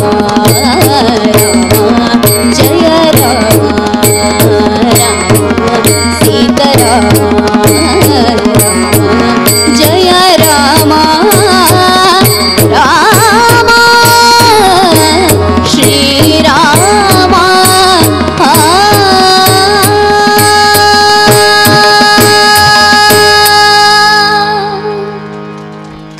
ಸೀತಾ ಸ್ವಯಂವರದ ಸುಂದರವಾದ ಇದನ್ನು ಈ ನುಡಿಯಲ್ಲಿ ಸಂಗ್ರಹಿಸಿಕೊಟ್ಟಿದ್ದಾರೆ ದಾಸರು. ರಾಮ ಬಂದ, ದಶರಥ ಮುಂಚಿನ ದಿವಸ, ರಾವಣ ಮುಂಚಿನ ದಿವಸ ಬಂದು ಹೋಗಿದ್ದ ಅಂತ. ಬಿಲ್ಲು ಎತ್ತಲಿಕ್ಕೆ ತಾವು ಆರಂಭದಲ್ಲಿ ಉಪೇಕ್ಷೆ ಮಾಡಿದ, ಪ್ರಯತ್ನ ಪಟ್ಟ, ಆಗಲಿಲ್ಲ, ತನ್ಮೈ ಮೇಲೆ ಬಿತ್ತು. ಆವಾಗ ಎಲ್ಲರೂ ನಕ್ಕು ಬಿಟ್ರಂತೆ. ಇದರಲ್ಲಿ ಅದನ್ನು ಚೆನ್ನಾಗಿ ಹೇಳ್ತಾರೆ ಅವರು. ದಶಕಂಠ ಧನುವೆತ್ತಿ ಬಸವಳಿದು ಬಿದ್ದ. ಆ ಸೀತಾದೇವಿ ಪಕ್ಕದಲ್ಲಿದ್ದವಳು ಬಿದ್ದ ಬಿದ್ದ ಬಿದ್ದ ರಾವಣ ಅಂತ ನಕ್ಕು ಬಿಟ್ಲಂತೆ. ಅದು ಸಾಮಾನ್ಯ ರಾಮಾಯಣದಲ್ಲೂ ಹಾಗೆ, ಇದರಲ್ಲೂ ಕೂಡ ಮಹಾಭಾರತದಲ್ಲಿ ಅದೇ ರೀತಿ. ವಲ್ಗತ್ ಕುಚಂಪರಿಜಹಾಸ ಸಭಾವಲೋಕೆ ಅಂತ ದ್ರೌಪದಿ ದೇವಿ ಹೇಳೋ ಮಾತು. ರಾವಣ ಒಂದು ಯೋಚನೆ ಮಾಡಿದ ಅಂತ, ಇವಳನ್ನು ಗೆದ್ದುಕೊಂಡು ಹೋಗಲಿಕ್ಕೆ ಆಗಿಲ್ಲ, ಬಿಲ್ಲು ಮುರಿದು, ಕದ್ದುಕೊಂಡಾದರೂ ಹೋಗ್ತೇನೆ ಅಂತ. ಹೀಗೆ ಮುಂದಕ್ಕೆ ಸೀತೆಯೇ ವಿಶ್ವಾಮಿತ್ರರ ಸೂಚನೆಯಂತೆ ರಾಮ ತಾನು ಆ ಬಿಲ್ಲನ್ನು ಎತ್ತಿದ. ಅದು ಆಚಾರ್ಯರಂತಾರೆ, ಯಥೇಕ್ಷು ದಂಡಂ ಶತಮನ್ಯು ಕುಂಜರಹ ಅಂತ. ಇಂದ್ರದೇವರ ಆನೆ ಐರಾವತಕ್ಕೆ ಒಂದು ಕಬ್ಬಿನ ಜಲ್ಲೆಯನ್ನು ತುಂಡು ಮಾಡೋದಕ್ಕೆ ಏನು ಸಾಮರ್ಥ್ಯ ಬೇಕು? ಅದು ಎತ್ತಲಿಕ್ಕೆ ಹೋದ, ಮುರಿದು ಹೋಯಿತು. ಪಕ್ಕದಲ್ಲಿ ವಿಶ್ವಾಮಿತ್ರರ ಮುಖ ನೋಡಿದ ಅಂತೆ ರಾಮ.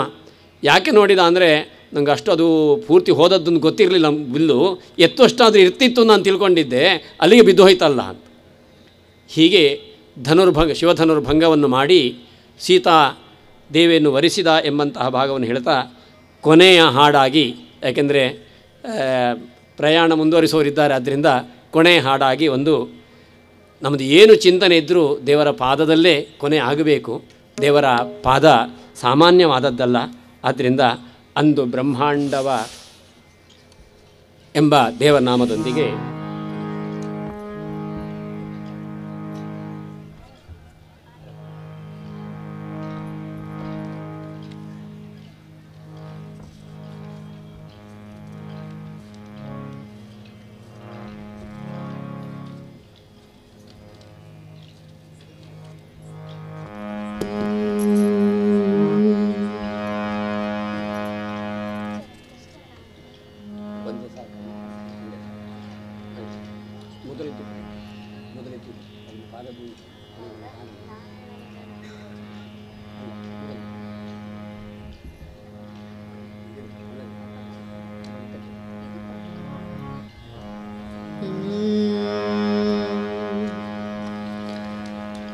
ಇಂದಿರರಮಣ ಗೋವಿಂದ ನಿನ್ನಯ ಪಾದ ದ್ವಂದ್ವವೆನಗೆ ಸಖೇನೋ.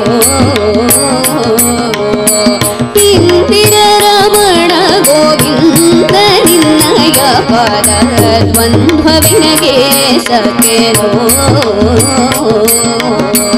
ಅಂದು ಬ್ರಹ್ಮಾಂಡವ ಸೀಳಿದಂಥ ಪಾದ, ಅಂದು ಬ್ರಹ್ಮಾಂಡವ ಸೀಳಿದಂಥ ಪಾದ, ಎಂದೆಂದು ಭಗವತರು ಲಾಲಿಸುವ ನಿನ್ನ, ಎಂದೆಂದು ಭಗವತರು ಲಾಲಿಸುವ ನಿನ್ನ.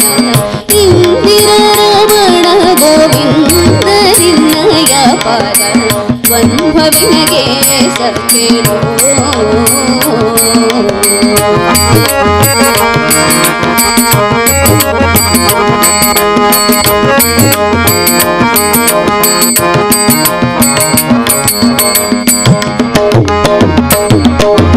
ಒಂದು ಮೂರುತಿಯಾಗಿ ಎಂದು ಇರುವನಾಗಿ, ಒಂದು ಮೂರುತಿಯಾಗಿ ಎಂದು ಇರುವನಾಗಿ, ಹೊಂದಿದೆ ಅನಂತ ರೂಪವಿಲ್ಲ.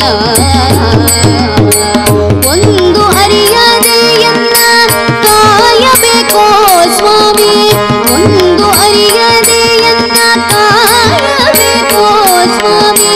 ತಂದೆ ಶ್ರೀ ಪುರಂದರ ವಿಠಲರಾಯರೇ, ತಂದೆ ಶ್ರೀ ಪುರಂದರ ವಿಠಲರಾಯರೇ. ಇಂದಿರರಮಣ ಗೋವಿಂದ ನಿನ್ನಯ ಪಾದ ದ್ವಂದ್ವವೆನಗೆ ಸಖೇನೋ. ಅಂದು ಬ್ರಹ್ಮಾಂಡವ ಸೀಳಿದಂಥ ಪಾದ, ಅಂದು ಬ್ರಹ್ಮಾಂಡ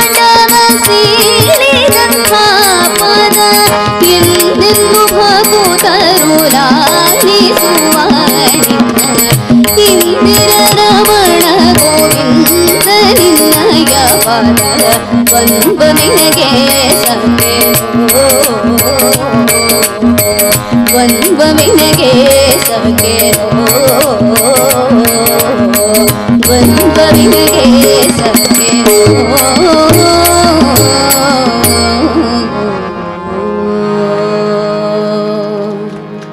ನಿತ್ಯ ಉಪಾಸನೆಗೆ ಬೇಕಾದದ್ದು ಭಗವಂತನ ಪಾದಗಳು. ನಾವು ಗೋವಿಂದ ಅಂತೇವೆ. ಶ್ರೀಕೃಷ್ಣದೇವರ ಪಾದಾರವಿಂದಕ್ಕೆ ಗೋವಿಂದ ಅನ್ನಿ ಗೋವಿಂದ ಅನ್ನೋದು. ನಮಗೆ ಮುಖ್ಯ ಬೇಕಾದ್ದು ತದ್ವಿಷ್ಣೋಹ ಪರಮಂ ಪದಂ. ಅದು ಸ್ವರೂಪ ಹೌದು. ಉತ್ತಮಾನಾಂ ಸ್ವರೂಪಂತೂ ಪಾದಶಬ್ದೇನ ಭಣ್ಯತೆ ಹೌದು. ಅದು ನಮಗೆ ಉಪಾಸನೆಗೆ ಪ್ರಧಾನವಾಗಿ ಬೇಕಾದದ್ದು ಪಾದವೇ. ಆ ಪಾದ ಎಂತಹ ಪಾದ ಅಂತಂದರೆ ಅದಕ್ಕೆ ತುಂಬ ಅದ್ಭುತವಾದದ್ದು. ಸಂಚಿಂತಯೇದ್ ಭಗವತಶ್ಚರಣಾರವಿಂದಂ. ಆ ಪಾದದಲ್ಲಿ ವಜ್ರ, ಧ್ವಜ, ಅಂಕುಶ, ಶಂಖ, ಚಕ್ರ ಇತ್ಯಾದಿ ಚಿಹ್ನೆಗಳೆಲ್ಲ ಭಗವಂತನ ಪಾದದಲ್ಲಿ ಉಂಟು. ಆ ಒಂದೊಂದು ಚಿಹ್ನೆಗಳು ನಮ್ಮನ್ನು ತಿದ್ದಿ ನಮ್ಮ ಪಾಪಗಳನ್ನು ಪರಿಹಾರ ಮಾಡಿ ಅಜ್ಞಾನಗಳಿಂದ ದೂರ ಮಾಡುವಂತಹ ಚಿಹ್ನೆಗಳು ಅದರಲ್ಲೆಲ್ಲ ಉಂಟು. ಇಂತಹ ಪಾದ ಶಕಟನನ್ನು ಪುಡಿ ಮಾಡಿದ, ಬಂಡಿಯನ್ನು ಪುಡಿ ಮಾಡಿದ ಪಾದ, ಬಲ್ಲಿಯನ್ನು ರಸ ಸುತಲಕ್ಕೆ ಒತ್ತಿದ ಪಾದ, ಹರಿಪಾದ ನಖದಿಂದ ಹರಿದು ಬಂದಳೆ ಗಂಗೆ. ಬ್ರಹ್ಮಾಂಡ ಕರ್ಪರಕ್ಕೆ ಆ ವಾಮನನ ತ್ರಿವಿಕ್ರಮನ ಪಾದದ ಉಗುರು ತಾಗಿದವಾಗ ಹೊರಗಿದ್ದಂತಹ ನೀರು ಒಳಗೆ ಸುರಿತು ಅಂತಹ ಪಾದ. ಅಹಲ್ಯೆಯನ್ನು ಉದ್ಧರಿಸಿದ ಪಾದ. ಯಾವತ್ತೂ ಲಕ್ಷ್ಮೀದೇವಿ ಆ ಪಾದವನ್ನು ಒತ್ತುತ್ತಾ ಇರ್ತಾಳಂತೆ. ಆ ಒಂದು ದಿವಸ ಅದೇ ರೀತಿ ನಮಗೆ ಕೊಟ್ಟದ್ದು ಆಚಾರ್ಯರು ಅದೇ ಸಮಯದನ್ನೇ ಕೊಟ್ಟದ್ದು. ಈ ತಂತ್ರಸಾರ ಸಂಗ್ರಹ ಅಂತ, ತಂತ್ರಸಾರ ಅಂತ ದೇವರು ಮಾಡಿದ ಒಂದು ಕೃತಿ, ಅದನ್ನು ಸಂಗ್ರಹ ಮಾಡಿ ಆಚಾರ್ಯರನ್ನು ಕೊಟ್ಟದ್ದುಂಟು. ಅವರು ಹೇಳಿದ್ದು ಎಷ್ಟೊತ್ತಿಗೆ ಅಂತಂದರೆ ರಮೋತ್ಸಂಗ ವಿಲಸತ್ ಪಾದ ಪಲ್ಲವ ಅಂತ. ರಮೆಯ ತೊಡೆಯ ಮೇಲೆ ದೇವರು ಕಾಲಿಟ್ಟು ಆರಾಮವಾಗಿದ್ದಾನೆ, ಏನು ತಲೆ ವಿಷಯ ಏನಿಲ್ಲ, ಆರಾಮವಾಗಿ ಕೂತಿದ್ದು. ಆವಾಗ ಕೇಳಿದ್ರಂತೆ ದೇವರು, ಬ್ರಹ್ಮದೇವರು ಕೇಳಿದ್ರಂತೆ, ದೇವರೇ ನಿನ್ನನ್ನು ಏನು ಅಂತ ಉಪಾಸನೆ ಮಾಡಬೇಕು, ನಿನ್ನನ್ನು ಗುಣಪೂರ್ಣ ಅಂತ ಹೇಳಲಿಕ್ಕೆ ಏನು ಅಂತ. ಆವಾಗ ಅದಕ್ಕೆ ವಿವರಣೆ ಕೊಡ್ತಾ ಬಂದರು ಅಂತ. ಜಯತ್ಯಬ್ಜ ಭವೇಶೇಂದ್ರ ವಂದಿತ ಕಮಲಾಪತಿ ಅನಂತ ವಿಭವಾನಂದ ಶಕ್ತಿಜ್ಞಾನಾದಿ ಸದ್ಗುಣ ವಿಧಿಂ ವಿಧಾಯ ಸರ್ಗಾದೋ ತೇನ ಪೃಷ್ಟೋಬ್ಜಲೋಚನ ಆಹ ದೇವೋ ರಮೋತ್ಸಂಗ ವಿಲಸತ್ ಪಾದಪಲ್ಲವ ಅಹಮೇಕೋ ಕಿಲ ಗುಣೋ ಅಂತ ತಾನು ಗುಣಪೂರ್ಣ ಅಂತ ಹೇಳಿದ ಅಂತ. ಅಂದರೆ ಟೆನ್ಷನ್ ಇಲ್ಲರುವಾಗ ಹೇಳಿದ್ದೆ ಅಲ್ಲ ಅಲ್ಲೇ. ಹೀಗೆ ಲಕ್ಷ್ಮೀದೇವಿ ಸದಾಕಾಲದಲ್ಲಿ ಯೋಚನೆ ಮಾಡಿ, ನಮ್ಮ ಪೂಜೆ ತುಂಬ ಬೇಗ ಮುಗೀತದೆ, ರಮಾದೇವಿಯ ಪೂಜೆ ಇನ್ನೂ ಮುಗುದೇ ಇಲ್ಲ ಅಂತ. ಅವಳು ಎಲ್ಲಿದ್ದಾಳೆ ಅಂತಂದರೆ ನರಮಾಪಿ ಪದಾಂಗುಲೀಲ ಸನ್ನಗಧೂರಾಜ ದನಂತ ಸದ್ಗುಣಾನ್ ಗಣಯೇದ್ ಗಣಯಂತ್ಯನಾರತಂ. ಭಗವಂತನ ಪಾದದ ಬೆರಳಿನ ಉಗುರಿನ ಎಡೆಯಲ್ಲಿ ಇರಬಹುದಾದ ಧೂಳನ್ನು ನಮ್ಮಂತೆ ತಿಳ್ಕೊಳ್ಬೇಡಿ, ಅದು ಮಾಡುವಂತಹ ಸೃಷ್ಟಿಯಾದಿ ವ್ಯಾಪಾರಗಳೇನುಂಟೋ ಅದನ್ನು ಅವಳು ಇನ್ನೂ ಯೋಚನೆ ಮಾಡ್ತಾ ಮಾಡ್ತಾ ಗಣಯೇದ್ ಗಣಯಂತ್ಯನಾರ್, ಲೆಕ್ಕನೇ ಮುಗಿದಿಲ್ಲ ಎಷ್ಟು ಗುಣ ಉಂಟಲ್ಲಿ ಅಂತ. ಪರಮಾನು ಕೋಸ್ಯ ಗುಣೋ ಗುಣಾನ್ ವದೇತ್ ಅಂತ. ಇನ್ನು ಯಾರು ತಾನೇ ಭಗವಂತನ ಗುಣವನ್ನು ವರ್ಣನೆ ಮಾಡಲಿಕ್ಕೆ ಸಾಧ್ಯ ಉಂಟು ಅಂತಾರೆ. ಇಂತಹ ಲಕ್ಷ್ಮೀದೇವಿ ಕರಾರ್ಚಿತವಾದ ಪಾದ, ಬ್ರಹ್ಮವಾಯುಗಳು ಸದಾ ಉಪಾಸನೆ ಮಾಡುವಂತಹ ಪಾದ, ಗರುಡಶೇಷ ರುದ್ರಾದಿಗಳಿಂದ ಸೇವಿತವಾದ ಪಾದ. ಆ ಪಾದವನ್ನೇ ಗರುಡದೇವರು ಹೆಗಲ ಮೇಲೆ ಎತ್ತುಕೊಂಡು ಹೋಗ್ತಾ ಇರ್ತಾರೆ. ಅಂತಹ ಸುಂದರವಾದ ಭವ್ಯವಾದ ಪಾದ. ಇಂತಹ ಪಾದ ಪ್ರತಿಯೊಂದಕ್ಕೂ ನಮಗೆ ಆಶಯಧಾತವಾದದ್ದು. ಮುನಿಗಳೆಲ್ಲ ತಾವು ತಮ್ಮ ಹೃದಯದಲ್ಲಿ ಆ ಪಾದವನ್ನೇ ಗಟ್ಟಿಯಾಗಿ ಇಟ್ಟುಕೊಂಡು ತಮ್ಮ ಮನೋರಥವನ್ನು ಈಡೇರಿಸಿಕೊಳ್ತಾರೆ. ಇಂತಹ ಭಗವಂತನ ಪಾದವನ್ನು ಚಿಂತನೆ ಮಾಡ್ತಾ ಈ ಸುಂದರವಾದ ಇದಕ್ಕೆ ನಾವೊಂದು ಕೊನೆಯದಾಗಿ ಶ್ರೀಪಾದಂಗಳವರಾಗ ಅಂದಿದ್ದಾರೆ, ಏನೇ ದೇವರನಾಮ ಹೇಳಿ ಅದೊಂದು ದೇವರನಾಮ ಇಲ್ಲದೆ ಪೂರ್ಣ ಆಗುವುದಿಲ್ಲ ಅಂತ. ಹೀಗೆ ಅವರ ಮಾತನ್ನು ನಾವು ಉಪಯೋಗಿಸಿಕೊಳ್ತೇವೆ, ಬಳಕೆ ಮಾಡಿಕೊಳ್ತೇವೆ ಎಂಬ ದೃಷ್ಟಿಯಲ್ಲಿ ಇದು ಭಾಗ್ಯದ ಲಕ್ಷ್ಮೀ ಬಾರಮ್ಮ ಅಂತ ಹೇಳುವಾಗ ನಾವು ಇದು ಭಾಗ್ಯ ಎಂಬಲ್ಲಿ ಯಾವುದನ್ನು ನೋಡಿದ್ದೇವೋ, ಯಾವುದದು ತೇಜಸಃ ಯಶಸಃ ಶ್ರಿಯಃ ಐಶ್ವರ್ಯಸ್ಯ ಸಮಗ್ರಸ್ಯ ತೇಜಸಃ ಯಶಸಃ ಶ್ರಿಯಃ ಜ್ಞಾನ ವೈರಾಗ್ಯಯೋಶ್ಚೈವ ಷಣ್ಣಾಂ ಭಗ ಇತೀರಣ ಅಂತ ಹೀಗೆ ಆ 6 ಭಾಗ್ಯಗಳ ಜೊತೆಯಲ್ಲಿ ಭಾಗ್ಯದ ಲಕ್ಷ್ಮೀ ಬಾರಮ್ಮ ಅಂತ. ಜ್ಞಾನ, ವೈರಾಗ್ಯ, ತೇಜಸ್ಸು, ಯಶಸ್ಸು, ಶ್ರೀ ಇದರ ಜೊತೆಯಲ್ಲಿ ನಮ್ಮ ಮನೆಗೆ ಬರಲಿ, ಪುರಂದರ ವಿಠಲನ ಜೊತೆಯಲ್ಲಿಯೇ ಬಿಂಕದ ರಾಣಿಯಾಗೇ ಬರಲಿ ಅಂತ ಪ್ರಾರ್ಥನೆ ಮಾಡ್ತಾರೆ. ಇಲ್ಲಿಗೆ ನನ್ನ ಮಾತುಗಳನ್ನು ಗುರುಗಳ ಅಂತರ್ಯಾಮಿ ಪ್ರಾಣಸ್ಥ ಶ್ರೀಕೃಷ್ಣನಿಗೆ ಅರ್ಪಣೆ ಮಾಡ್ತೇನೆ. ಕೃಷ್ಣ ಅರ್ಪಣಂ ಅಸ್ತು.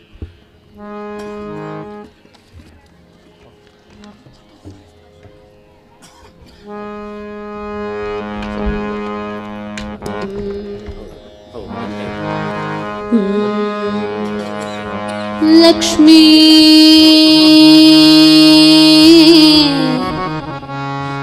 ಬಾರಮ್ಮ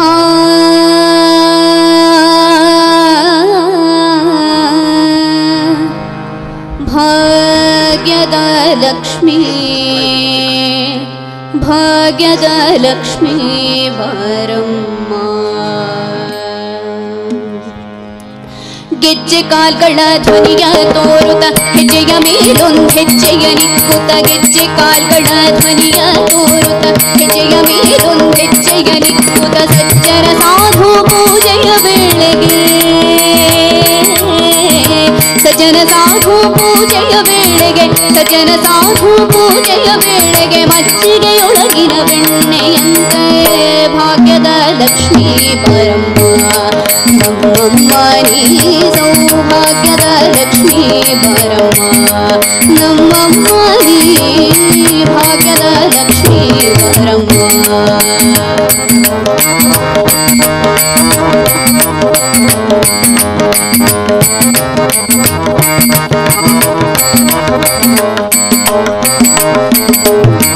ಕನಕ ವೃಷ್ಟಿಯ ಕರೆಯುತ್ತ ಬಾರೆ ಮನಕ ಮನೆಯ ಸಿದ್ಧಿಗೆ ಕೋರೆ ಕನಕ ವೃಷ್ಟಿಯ ಕರೆಯುತ್ತ ಬಾರೆ ಮನಕ ಮನೆಯ ಸಿದ್ಧಿಗೆ ಕೋರೆ ದಿನಕರ ಕೋಟಿ ತೇಜದಿ ಹೊಳೆಯುವ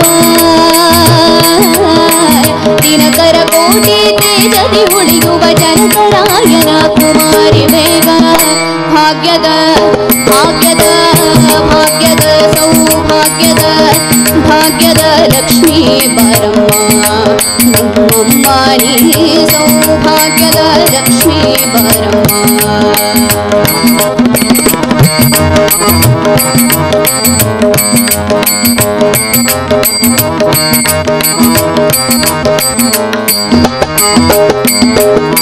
ಸಕ್ಕರೆ ತುಪ್ಪದ ಕಾಲುವೆ ಹರಿಸಿ ಶುಕ್ರವಾರದ ಪೂಜೆಯ ವೇಳೆಗೆ ಸಕ್ಕರೆ ತುಪ್ಪದ ಕಾಲುವೆ ಹರಿಸಿ ಶುಕ್ರವಾರದ ಪೂಜೆಯ ವೇಳೆಗೆ ಅಕ್ಕರೆಯುಳ್ಳಾಳಗಿರಿ ರಂಗನ ಅಕ್ಕರೆಯುಳ್ಳಾಳಗಿರಿ ರಂಗನ ಅಕ್ಕರೆಯುಳ್ಳಾಳಗಿರಿ ರಂಗನ ಚೊಕ್ಕ ಪುರಂದರ ವಿಠಲನ ರಾಣಿ ಭಾಗ್ಯದ ಲಕ್ಷ್ಮೀ ಬಾರಮ್ಮ. ಸಕ್ಕರೆ ತುಪ್ಪದ ಕಾಲುವೆ ಹರಿಸಿ ಶುಕ್ರವಾರದ ಪೂಜೆಯ ವೇಳೆಗೆ ಸಕ್ಕರೆ ತುಪ್ಪದ ಕಾಲುವೆ ಹರಿಸಿ ಶುಕ್ರವಾರದ ಪೂಜೆಯ ವೇಳೆಗೆ ಸಕ್ಕರೆ ತುಪ್ಪದ ಕಾಲುವೆ ಹರಿಸಿ ಶುಕ್ರವಾರದ ಪೂಜೆಯ ವೇಳೆಗೆ ಸಕ್ಕರೆ ತುಪ್ಪದ ಕಾಲುವೆ ಹರಿಸಿ ಶುಕ್ರವಾರದ ಪೂಜೆಯ ವೇಳೆಗೆ ಅಕ್ಕರೆಯುಳ್ಳಾಳಗಿರಿ ರಂಗನ ಅಕ್ಕರೆಯುಳ್ಳಾಳಗಿರಿ ರಂಗನ ಚೊಕ್ಕ ಪುರಂದರ ವಿಠಲನ ರಾಣಿ ಚೊಕ್ಕ ಪುರಂದರ ವಿಠಲನ ರಾಣಿ ಚೊಕ್ಕ ಪುರಂದರ ವಿಠಲನ ರಾಣಿ ಭಾಗ್ಯ ಲಕ್ಷ್ಮೀ ಬಾರಮ್ಮ ನಮ್ಮಮ್ಮ ನೀ ಭಾಗ್ಯ ಲಕ್ಷ್ಮೀ ಬಾರಮ್ಮ ನಮ್ಮಮ್ಮ ನೀ ಸೌಭಾಗ್ಯದ ಲಕ್ಷ್ಮೀ ಬಾರಮ್ಮ ಲಕ್ಷ್ಮೀ ಬಾರಮ್ಮ.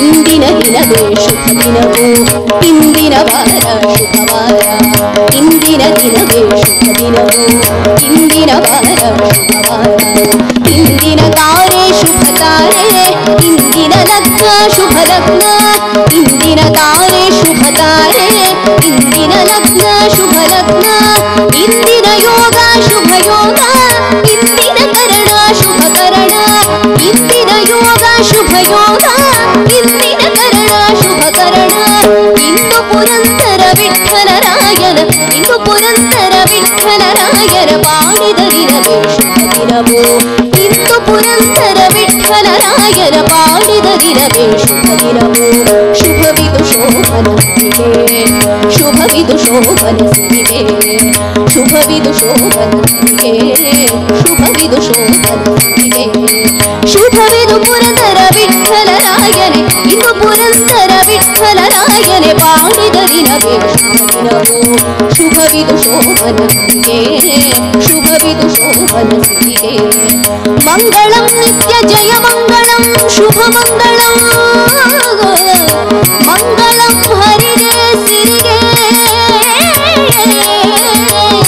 ಜಯ ಮಂಗಳ ಜಯ ಮಂಗಳಂ ಶುಭ ಮಂಗಳಂ.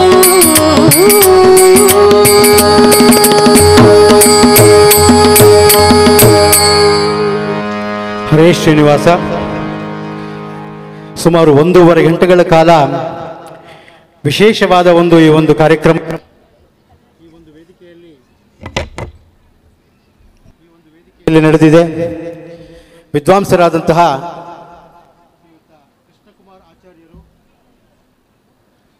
ಕೃಷ್ಣಕುಮಾರ್ ಆಚಾರ್ಯರು ಮೈಸೂರಿನ